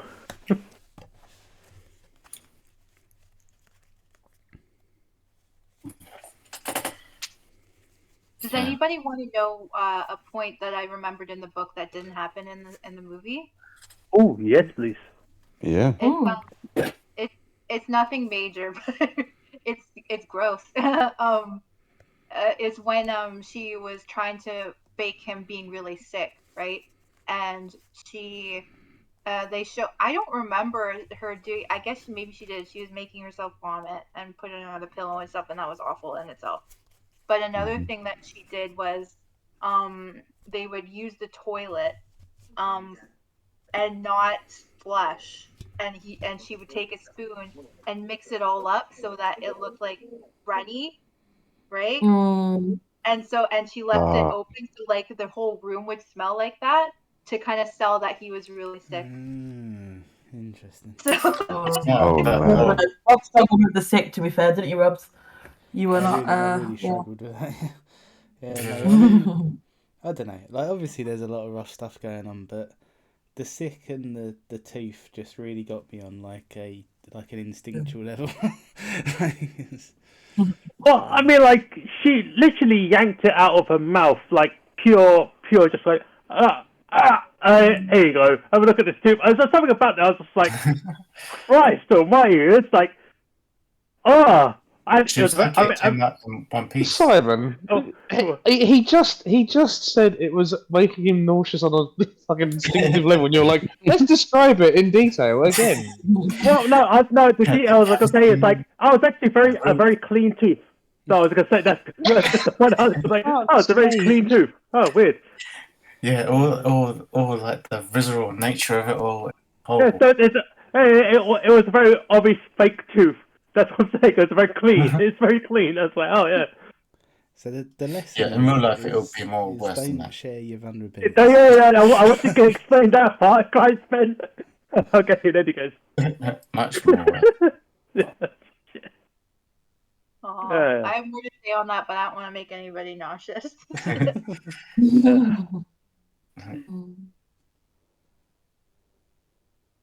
Yeah. Any other thoughts before favourite scenes? What other horrible scenes can we talk about? Like the rape scene? Yeah, that was pretty bad. Fucking hell, Ben. Jesus Christ. All right. Okay, I was gonna say moving on. I liked how they showed two different kinds of cops that you get. One is like complete idiot. Job. Yeah. And the lady cop who actually was listening intently and figuring it out. The sad thing was that I felt is that it probably would have took a lot longer in real life for them to figure out where they were being kept, because it seems like too quick. Because I feel like he would have obviously, once he dropped and left the kid, he'd have gone back to Joy and beaten her up to inch of her life or something really horrible, and she would have been in a far worse state by the time the cops got there and even found the place. it's smarter of him to have left her alone and just like abandoned ship and get himself far Yeah. away, stopping to do anything. I like things that, yeah, you're right. It makes sense that he would just abandon it all because he know that's it. I'm done for. But I just, this whole horrible feeling that he's just so nasty. He would have done something to punish them in some way.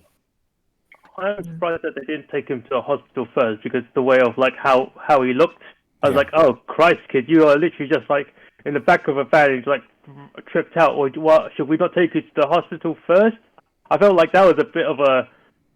I feel like that's not the right procedure, just to go, okay, Jack, I know you just was in a horrible situation, but can you tell me where your house is? I was like, it's a bit. Confusing. Well, Probably He was the lying in the dress that grass mom. with the goat.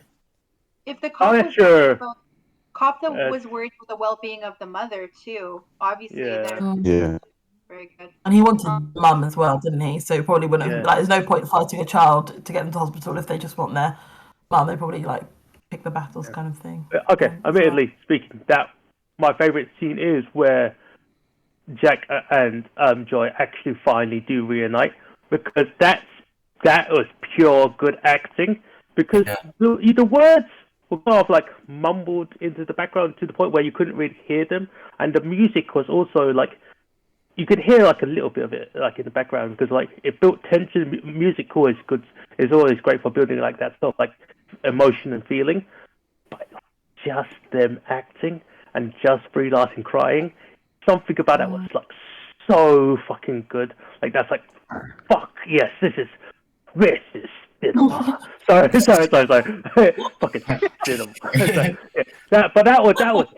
That was pure acting, and I was like, yes, girl, yes. Yes. Yeah, because it was so simple. Fucking Just work you- a queen. Yeah.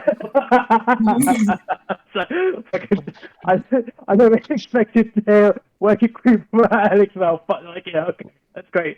But it was because it was such a simple idea to do, just to mute everything else, just focus on them as people, just hugging and crying. So good, so fucking good. Yeah, really excellent. That was my favorite scene as well, and so I'll just pile on to that. Like I was crying hard, and there's something, I love it when like they mute the like audio of the like scene, and then you don't hear like what they're saying, or And it's like just that, like the lead up, like what that moment was. That was Joy realizing that her son got to somewhere safe and he's okay, and that's the son being reunited. And like, I was saying that, it was smart of that guy to run away while he could, but he could have killed Joy so that she wouldn't be evidence against him. So like it was just a miracle that she was still alive and they could be together. It was like the like happiest situation that could have ever come of that, and it was just like so beautifully done. It was amazing. Yeah. Neither of them would have known that the other one was safe, I guess, is probably why I was also Yeah. And it was a miracle that like cop did such good work. And I did get like, that was something for her to go off of, that like he slowed down and stopped in the truck 3 times. Like I could see how like that gives you like a relatively small bubble to work around. Yeah, is a smart kid to remember those details, because I don't know if I'd remember all those little details about movement of the truck kind of thing. Well, it's what the mum had told him, didn't she, about when it was appropriate to pounce, so he just was working it backwards, I guess. Yeah, he was listening intently. So brilliant.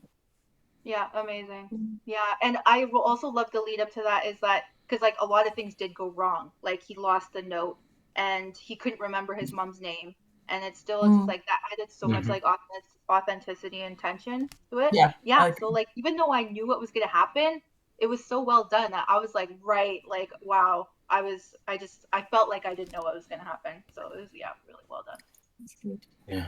I think my favorite was kind of like a favorite moment-y kind of scene. It weren't necessarily side by side, but I think it was really just, I think as a mum in that situation, the fact that she kind of built up this reality for them of what was real and what they were existing in and what the world was to them, I thought was like just that ultimate like mum thing, right? Like, how do I make sense of this for you in a way that isn't frightening, isn't scary, and like yeah, in a way that kind of had been their norm for kind of so long, and then to need to then undo that to kind of work towards her plan and kind of backtrack and all those kind of things, I thought was yeah, just kind of like, you know how kids can be. It's like we're like, but you said that. It's like, yeah, you did say that. That means this. Like that, just like exhaustion of we need to do this now. And obviously she's got her own kind of like, you know, she probably had this brewing in her mind for a long period of time and when he was going to be ready. But yeah, to kind of have to undo all of that work. And then I think for me, the moment where she was cooking, I think, and well, I say cooking, she was making a sandwich because there wasn't really a kitchen. But when he sat on the floor watching TV, and he said, I can't remember what it was, but he was like, "Oh, so that's real." And then like her face of like, "Oh, he's ready, like he's really ready for this conversation." I thought like, God, yeah, you must just feel like that, like I don't know, moment of okay, this could work. He's getting it. I just thought, yeah, as a mum and obviously as a woman in that situation, to kind of see your kid kind of now starting to come to terms with what you actually need them to hear, and you can maybe start to feel a bit more hope, I guess, in terms of like your plan kind of being able to come into fruition and stuff. I just thought was yeah, just I don't know, I just can't imagine what that feeling must have been like, but I liked kind of how they did that, and how yeah, he was able to kind of actually make sense of the world. And even the bit like, I know I'm talking about lots of things, but even the bits where she's rolling up in the carpet and like a whole training and him kind of screaming at her like, I hate you. She's like, yeah, but we're just gonna get on with this. Like, I know it's not nice, but this is what we need to do. Like, yeah, just I don't know, just the things that you the determination and like the distress that you must have in that moment, all the different emotions, just I thought was really brilliant, really brilliantly yeah, portrayed, acted, and yeah, that was kind of my favorite kind of moments of the film. I would say, like, the scenes that I know the scenes that you're talking about, where I goes, so are turtles real? That I think that's when he starts to go. There was the only one scene, like that scene beforehand, which was I only considered like the only sort of like thing that made me go, huh? Is where he goes, wait, trees are real? And afterwards he's like, and Dora is real? I was like, no, Dora is not real. And I was like, no, Dora is not real. Oh, okay. But other things are real? I don't understand the concept of what you're talking about. I thought you said the things on the TV box were like fake. I thought all of that's fake. It's unsaid. It was such a, again, it's like the brainwashing, the brainwashing that he was going through, and like all of his norm and like his scheduling has all been like messed up. And to finally just like to unravel like the truths behind it is such a it's very frustrating if you've got to teach kids these things. Yes, I know this because I've taught kids these things as well. But like to unravel that and make them go, oh right, I see. And it's like, yeah, it's a very amazing moment to see. Yeah, very good acting as well. Yeah, I thought so. Yeah, I suppose most of the favorite scenes will come at the second half, wouldn't it? But like the ending scene where obviously, what is the kid's name? Jack. Yeah. He asked, "Oh, can we go back to room?" And he's like, "Oh, she's never gonna make them go back to the place." But she manages to contrive it so they do go back to the scene of where it all went. And the final moment of the film was when they go back to the location of where it all went down, and it's just quite a good poetic kind of full circle moment where they just go back to where it all started, just to get kind of like closure, and the closure and the catharsis of going back to the room and just him mentioning it. It's like, oh, it feels so small, and not only just because he's just grown, he's physically, and just the time that's gone by and how it's all been gutted out for evidence and stuff.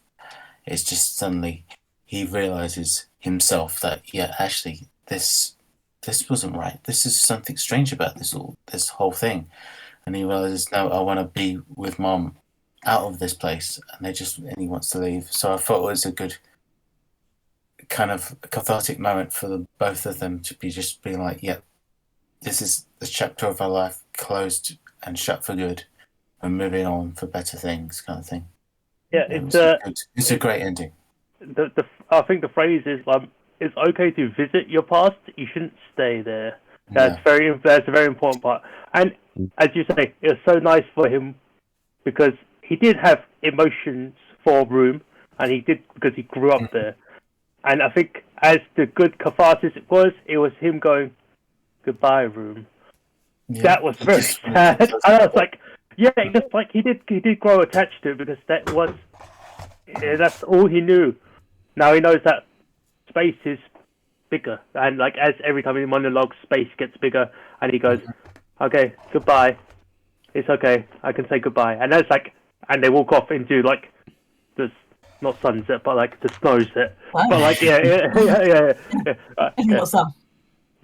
Yeah, that was it was good, and even the bit where he just mentions like, "Oh, do you want me to close the?" And he's like, "No." Even then, he's like, he doesn't want it to be a repeat of the past. He just wants to revisit because he has this nostalgic feeling for it all. Because yeah, like Summer says, it's just his. That was his childhood. He only knew this place growing up, and that was his world. And now he's got a taste of the real world. He doesn't. He just wanted to see it for one last time, to decide for himself what he wanted to do.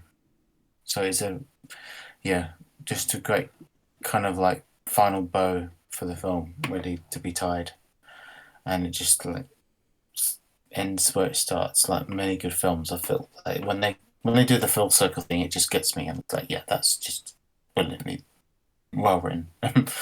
So yeah, that's my favorite bit. Yeah, just on what you were talking about there, Simon, about space being bigger and that kind of thing.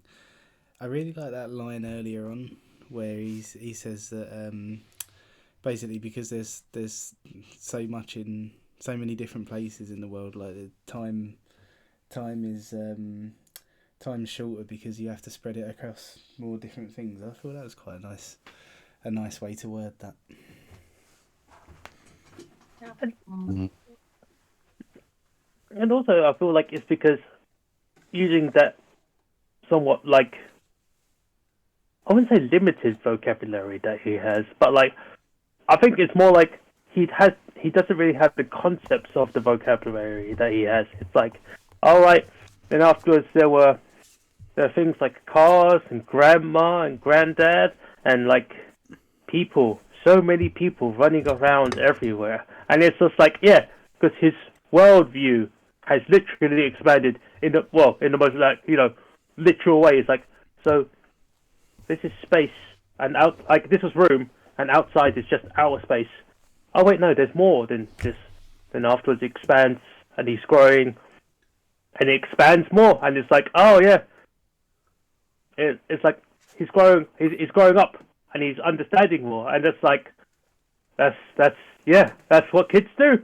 And it's like, yeah, that's a great thing about it. Just like the circumstances that he had to go through was just horrendous.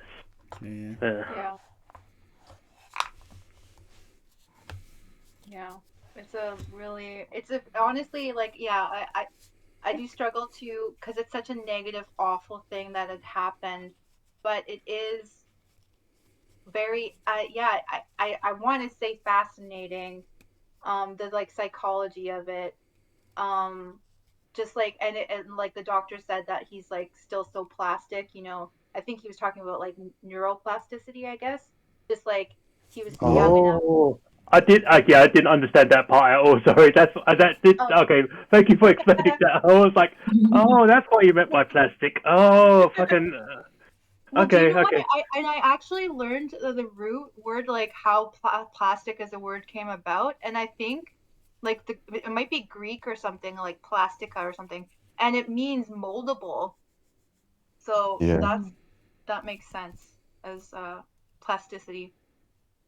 Oh, wait. Yeah. Like, wait, I thought moldable. Like, but plastic is.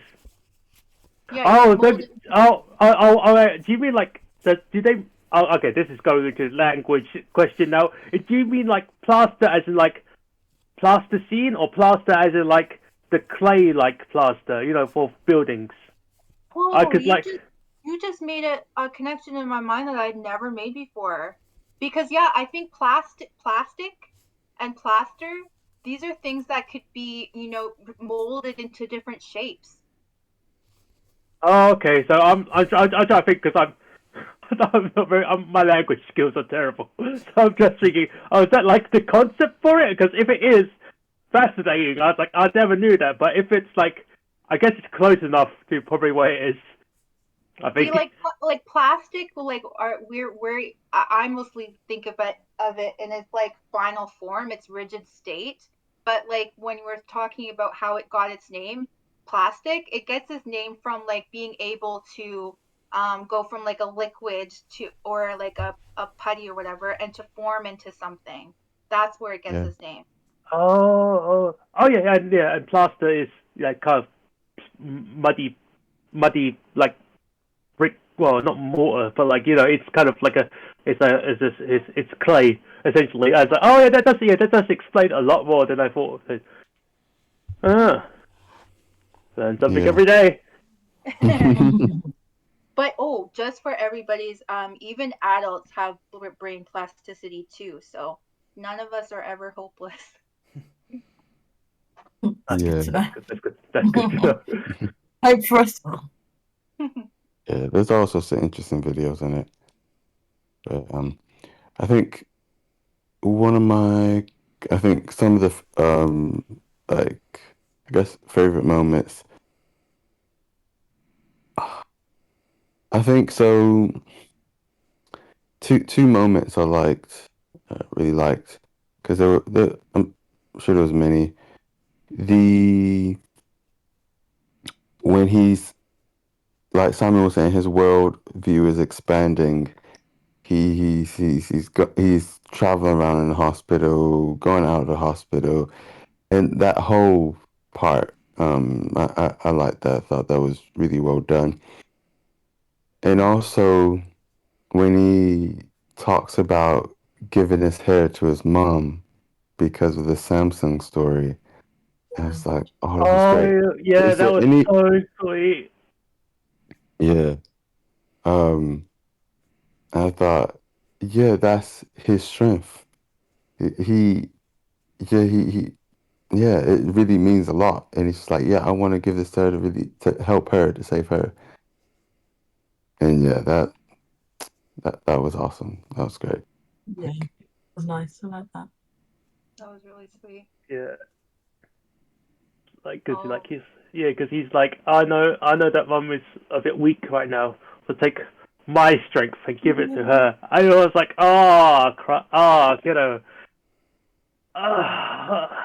so nice, so such a good, good stuff. I thought of another favorite scene, but not everybody has gone yet, have they? I mean, Rob's not gone yet. Pat, Alec looks like he's in another realm, asleep. Alec,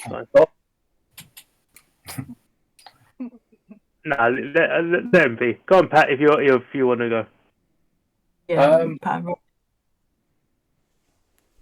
For a film with a lot of negative vibes, I guess, to it, the best scene for me is when they're reunited outside the room after the police get her out.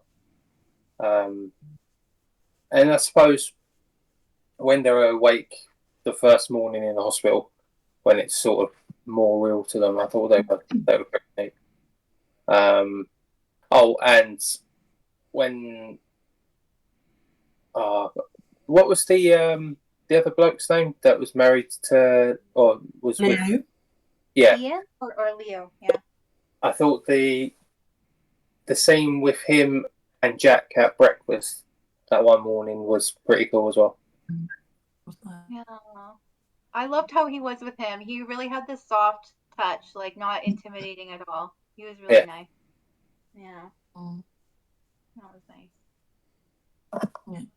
I thought that kind of like played off nicely with the whole idea of like, like the old Nick not necessarily being the dad, and like being the biologically the dad, but not actually being his dad. And obviously, this guy's not biologically his grandfather, but actually he's kind of stepping into that role as well. I thought that was quite like a nice, I don't know, echo or throwback to the interview as well. Yeah, it's good. Yeah. What about you, Rob? I don't think you've been. Yeah, mine was the one Pat just mentioned, the breakfast scene, because it was I feel like it was quite necessary, because after you've had like everything that they've gone through and everything that they're still going through, like I think you needed a bit of like relief, just to see some. Well, I think this is a thing, right? So I don't think it's something that Jack would have like recognised as being as kind as it was in the moment, but it's nice to have a sense that, like, you know, he's with somebody who's all right, and yeah, I think having that kind of like future sight to say like, okay, like now the people who are around him are, you know, probably okay people after all that. That was yeah, I felt like I needed it at that point, so that's probably mine. And the I love you to his grandma as well. I was like, oh, That was my second one. Yeah. Oh, sorry, Chloe. That's okay. Yeah. Oh. That was sweet. I know she just like melted when that happened. That was just so wonderful. Yeah. Oh, another one I had was the mouse. The mouse. I felt like that when Jack saw the little mouse on their floor, and that was just a moment of just like pure fascination and like, ooh, you know, another being in the room. And I thought that must have been so wonderful for him. Although he didn't know like the full consequence of having a mouse around. I was sad to see how that moment ended for him, but it's also slightly understandable, I guess. But yeah, I was just happy for him to have that. It was sweet. You know, mice, you know, as much trouble as they can be, when they're sitting still like that, I agree, they can be really cute. Rachel's like, nah. Like I said to Rob, tell me when it's off the screen. Yeah, I mean, like, mice are pests, so I can't help it, right? Even the big guy in the red shorts is a pest sometimes. So that's the way it is.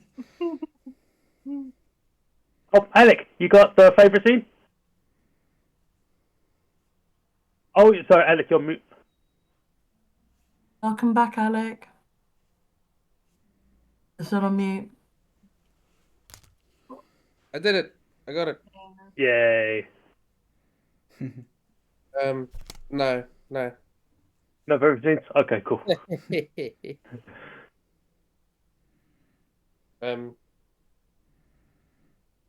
No, I can't think of one. I'm sorry.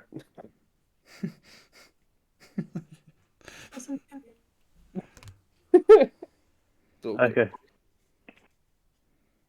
Hey, do you think of like a memorable moment? No, I guess. I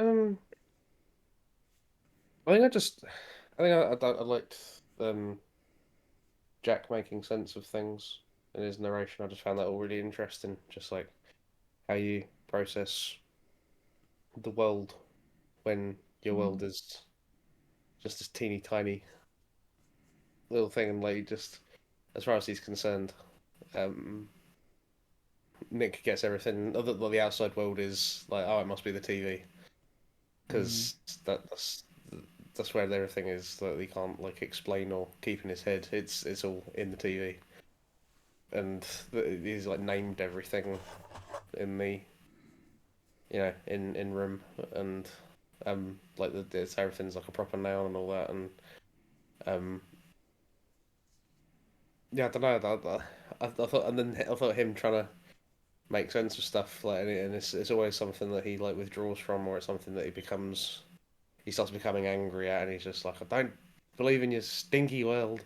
And then like once it's like sat for a minute, he can kind of go, hang on a minute, and you mean to tell me these are real? And these are, and like he knows enough to be able to go like, Dora's real. It's like, no, Dora's drawing. Okay. Because you wouldn't want to run into the Yeah. door of a dark alley. I like that though, because I think also like his feelings towards a dog, like having Lucky the dog, and then actually seeing a dog when he jumped off the truck, and that was almost like super overwhelming. And then obviously when Seamus the dog came, it was quite nice to kind of see that sometimes that perception of like you think you're gonna like something, then when actually you see it, you're like, oh goodness. And then kind of Leo introducing him to Seamus, I thought was sweet as well. No, I Yeah. think it's just like if he can't see it, it doesn't. He doesn't have any bounds to say it exists. And I'm just like, God, that's so fucking interesting. I was reading that the director had to film a lot of the shots like lying in the bath because he wanted to I think it's like he wanted to keep the room as kind of as small as it could be for them, so he kind of would film some of the shots from the bathtub, I think, or something. Try and avoid That's cool. losing that kind of intimate feeling. Yeah. Apparently, he also wanted a scene in there. I was doing your trivia, Emmanuel, even though so I stole that from you. But apparently he no. wanted a Okay. scene. He wanted a bit more like not necessarily graphic, but he wanted to highlight a bit more of old Nick. Simon, he actually did, want a bit more. But the author of the novel said that she didn't think it was necessary to include, so he didn't include a kind of more violent or kind of like aggressive or graphic sexual scene in there. Oh, okay, fair enough. So That's good. it was it was director wanted to do it. Author's choice said no. So actually, okay, they actually explains what I said earlier in the call. It's like explains there could have been more evilness. The author said, let's put a pin on that. That's a fair enough assessment. But yeah, Lenny Abraham initially wanted to add a graphic rape scene to make the story more dark and gritty. The screenwriter and writer of the source novel, Emma Donoghue, opposed this idea and told him that the assault scene of old Nick on Joy was already violent enough. Okay, fair enough. That's fair enough. I appreciate. And and the I'm trivia gone. oh, sorry. Go for it. You had said earlier, was it that I wonder if I heard you right, that Brie Larson, in preparation for the role, isolated herself for a month? Yeah, it says she isolated herself in her home for a month without phone or internet and followed a strict diet to understand what Ma and Jack were going through. Larson had said that because she considers herself an introvert who prefers to stay at home, she thought the month of isolation would be a vacation, but towards the last week she became very depressed and would cry all day. Yeah, this. So she didn't. She also avoided washing her face as well. Oh my goodness! For a week. And she didn't. Throughout filming, sorry. And sorry, I keep interrupting you. You weren't finished. Yeah. Are you finished? Okay. Yes, no, I'm finished now. Yeah. Yeah. So I just want to. She wasn't in contact with any other people for a month. That's incredible. No. That's really I'm not surprised to hear how she got depressed because that's really unhealthy. That's like wow.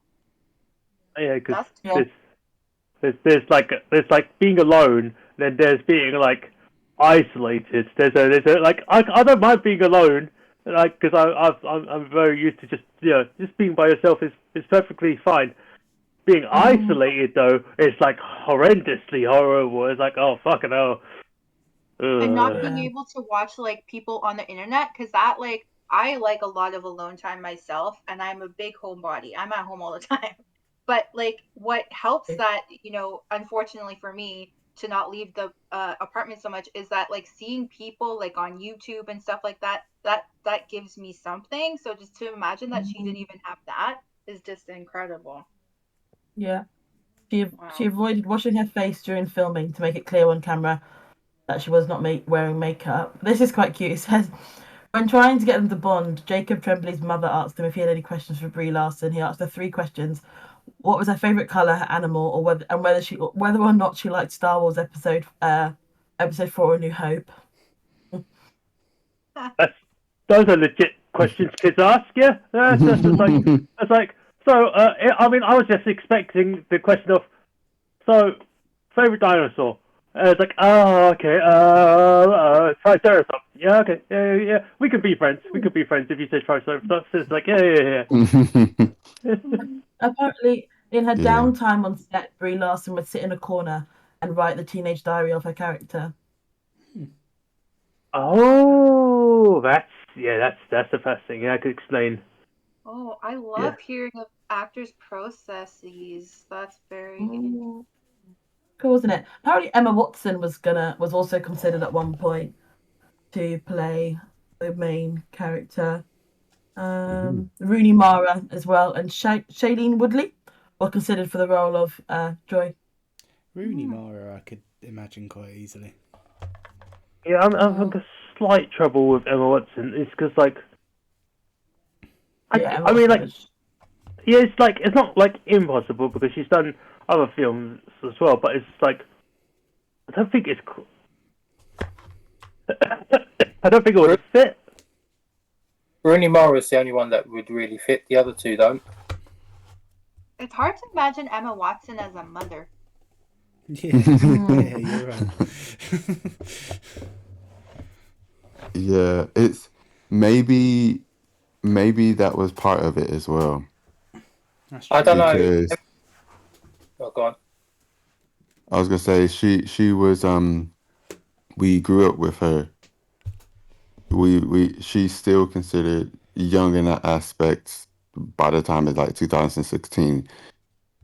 So with her performance, it might have seemed even I say more real. Like, I'm glad Brie Larson got it and did it anyway.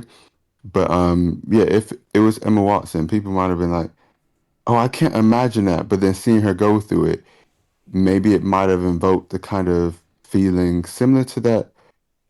It's a very different scene. Sorry, but I know I'm terrible at metaphors and stuff.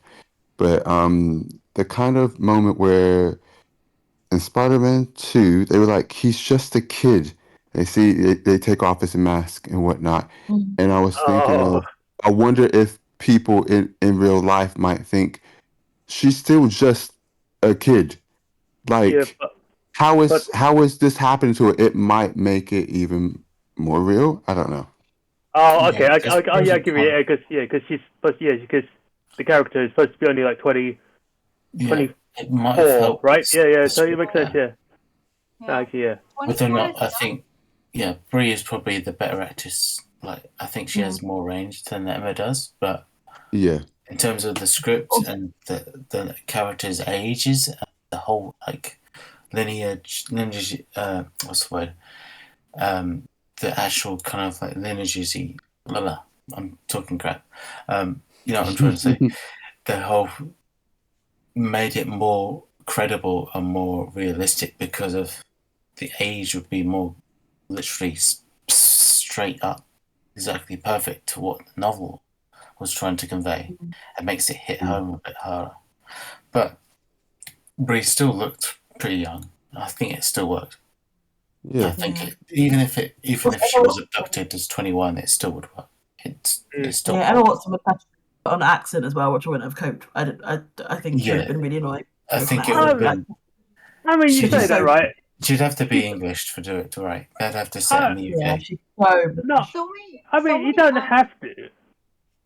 So many English British actors do a like fantastic American accent. So like, what have we heard her try one before? No, think but she she's can just do so it. British. I just don't think she could do it very well. But you're So right. like She like has- honestly, like She has done films where she has put an American accent that were semi-convincing. Not really. Like, frankly speaking, though, Daniel Radcliffe's like Americanized accents. One of the first films he did was not good, where he's like a devil in high school or something, and he's like, I can't Holmes. remember. Yes. Yeah, that's it. Yeah. That one, I was a bit confused by his accent there because I wasn't sure what particular like. I think he was trying to go for like Midwestern, but it sounded a bit just Western, if you know what I mean. I don't know. I can't quite explain it. But then afterwards, unfortunately, he did one where he had to become a Nazi and like he had the shaven head. He had a good American accent in that one. I was like, oh, that's convincing. very bad film. Well, I would say bad. A very bad Troubling. character to play. Yeah, a very troubling character to play. But like his accent was like very convincing. I was like, oh yeah, fair enough. Yeah, it's Yeah, like it.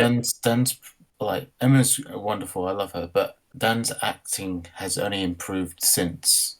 Like, since he finished Harry Potter, he's just got strength to strength. He's just like he's done the weirdest and strangest roles you can imagine, and his acting has just gotten better because of that.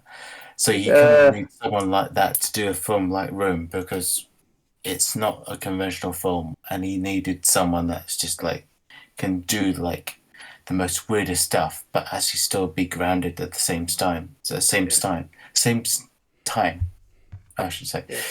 But I think Bree's performance is great because it's just her being herself, and she's not overacting. She's being very like what is considered what real acting is. It's just very theatre acting, I suppose you could say. Like we said about his three daughters. It's just that you can imagine it on stage, and it can be performed live in theatre or on the West End or on Broadway, just being this performance, and it still works. And I think Brie Larson does a good enough job for it to be conveyed to that level because it's just subtle, but she can do the range of emotions that's needed to kind of make it convincing without being over the top. So that's a very fun line. Yeah, sorry, and on a related note to when you said Daniel Radcliffe, sorry, and I know it's more of just a fan meme at this point. Daniel Radcliffe for young Wolverine. Wait, what? enough. Absolutely not. Well, yeah, okay. Now, when you say young Wolverine, do you mean like when he did like the comic book Logan, when he still got like the bone claws? I think that's what animes, yeah. Because because like even then, he's like, no, it doesn't work because like even then when he was still doing the storyline, he's still quite like muscular, so it wouldn't really work because I don't think Daniel Radcliffe is like muscular. I think he can be you know muscular, actually. he can get that way. Yeah. You've seen, if you search muscular Daniel Radcliffe on Google, you'll be very surprised. I'm not gonna search muscular Daniel Radcliffe on Google. Ben, I've got safe search off. That's not. I don't want that. I don't want that on my Google search history, please. Thank you very much. I'll take it for the team. Yeah, if you thought Henry Cavill was hairy and muscular, you see Daniel Radcliffe. I'm really concerned on Daniel what Radcliffe's hairy. Google history. That's hilarious. Oh man. Instagram recommended.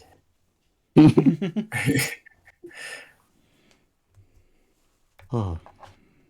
Right, I'm gonna have to start making tracks in a minute. So unless there's anything else, I don't know, Pat, if you want to share your film, unless anyone's got anything else to say about Room. If everyone's finished talking about this one, then I will divulge the information. Divulge the information.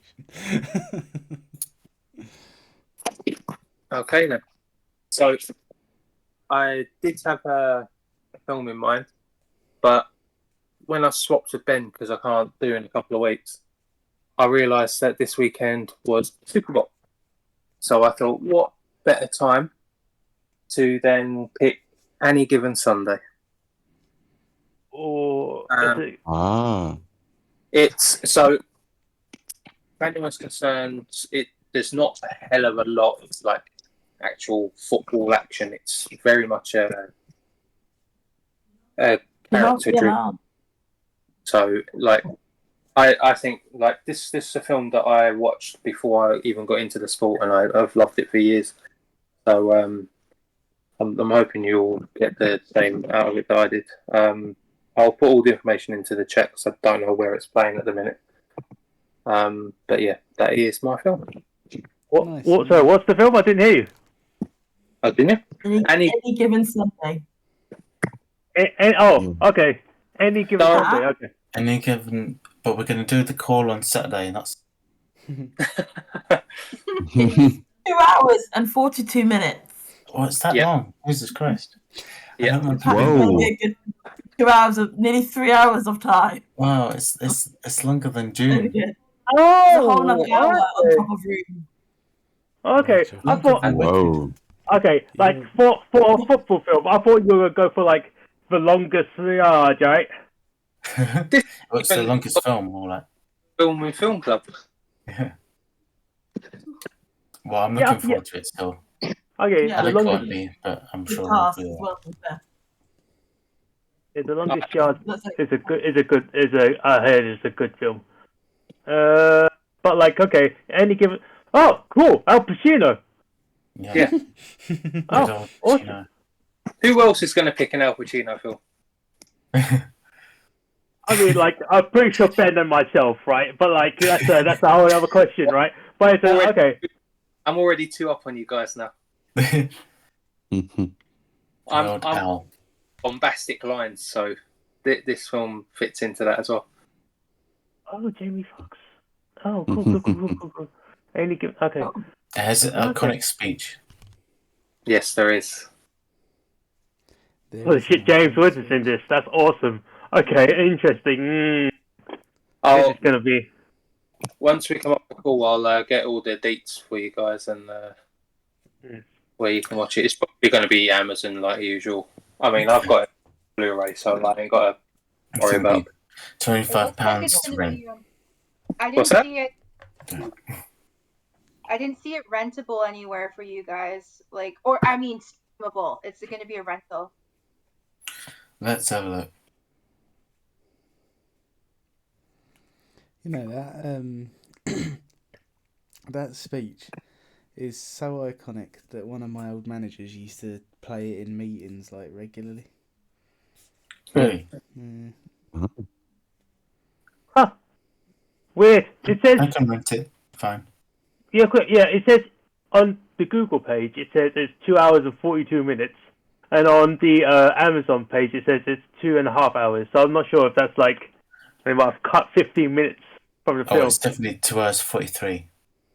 On my Blu-ray, it's 2 hours 43. Yeah, on Just Watch is 2:43.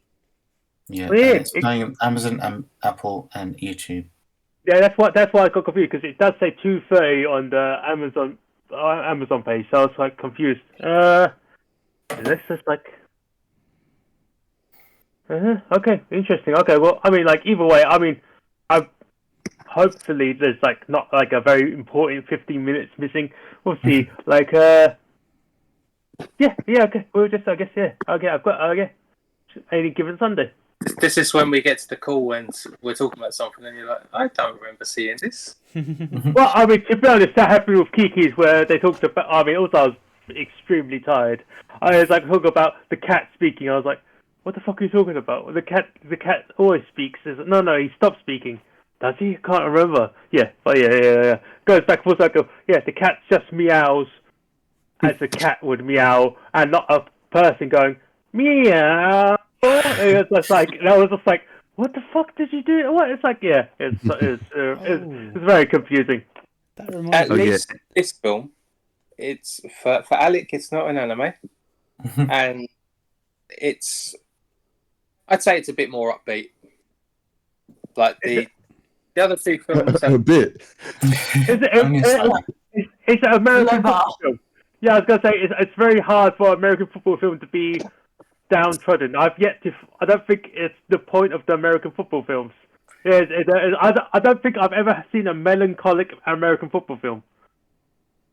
Yeah, you're probably right there. Yeah, even like when they did Remember the Giants, and there was like there's a bit like some bits in the middle that kind of like are a bit sad, but generally speaking, it goes, we could do this because we're a team and all that, and a very inspirational speech. Then afterwards they win. That's kind of like I think that's the design of American football. It's got to be very happy. And I forgot. Did you say the Super Bowl was this weekend? Yes, it's tomorrow. Who is playing on the halftime show now? I forget. I don't know. I never paid. No, because like I think there was news about it being Kendrick Lamar, but then afterwards, is it Kendrick Lamar? Because I heard there was a beef with like lots of different people arguing about who's playing, and there's like a whole situation about it. I was like, oh, weird. I just don't know. No, it's Kendrick Lamar. I've only Okay. watched like 2 of the last 5 shows, and that was the Rihanna one and the Snoop Dogg one. I can't remember the rest of those. There's so many of them there. Yeah, I was gonna say, because like I remember when I was in the States and I watched like the one Super Bowl was the halftime show was, I think, Bruno Mars actually, but it was like the actual game itself was not that interesting. Yeah, it was the Seahawks versus Broncos. Yeah, Me and Rob watched that in his campus. yeah. So it was yeah. As I say, it was a very anti-Hollywood situation where like Seahawks were winning so much that I was like, okay, so this is where they go at halftime. They're going to have an inspirational speech inside the locker room, and afterwards they're going to have a comeback, and it's going to be pretty much neck and neck until like the right at the end. Nope, didn't happen. Ruined like the Hollywood atmosphere of football for me. I was like, well, fucking, I was like, oh, that's fucking bullshit, isn't it? It's like, I was like, yeah, it's just like, yeah, football isn't as exciting for me as well. It's like, I thought it'd be interesting. It's like, where was the Hollywoodness of it? I was like, it doesn't exist. Oh, okay, fine. What's ironic is the film I was going to pick is also a drama with some pretty intense lines. So I'm going to have to. I am picking it this year, but it's moved to the back of the year now. Okay. 100%. I was 100% sure you're gonna pick The Longest Yard for some reason, but I was like, either way, That's not a bad film, but it's not a bad film, right? It's pretty funny. Oh, I don't know if you'll pick the original or the Adam Sandler one though. So It-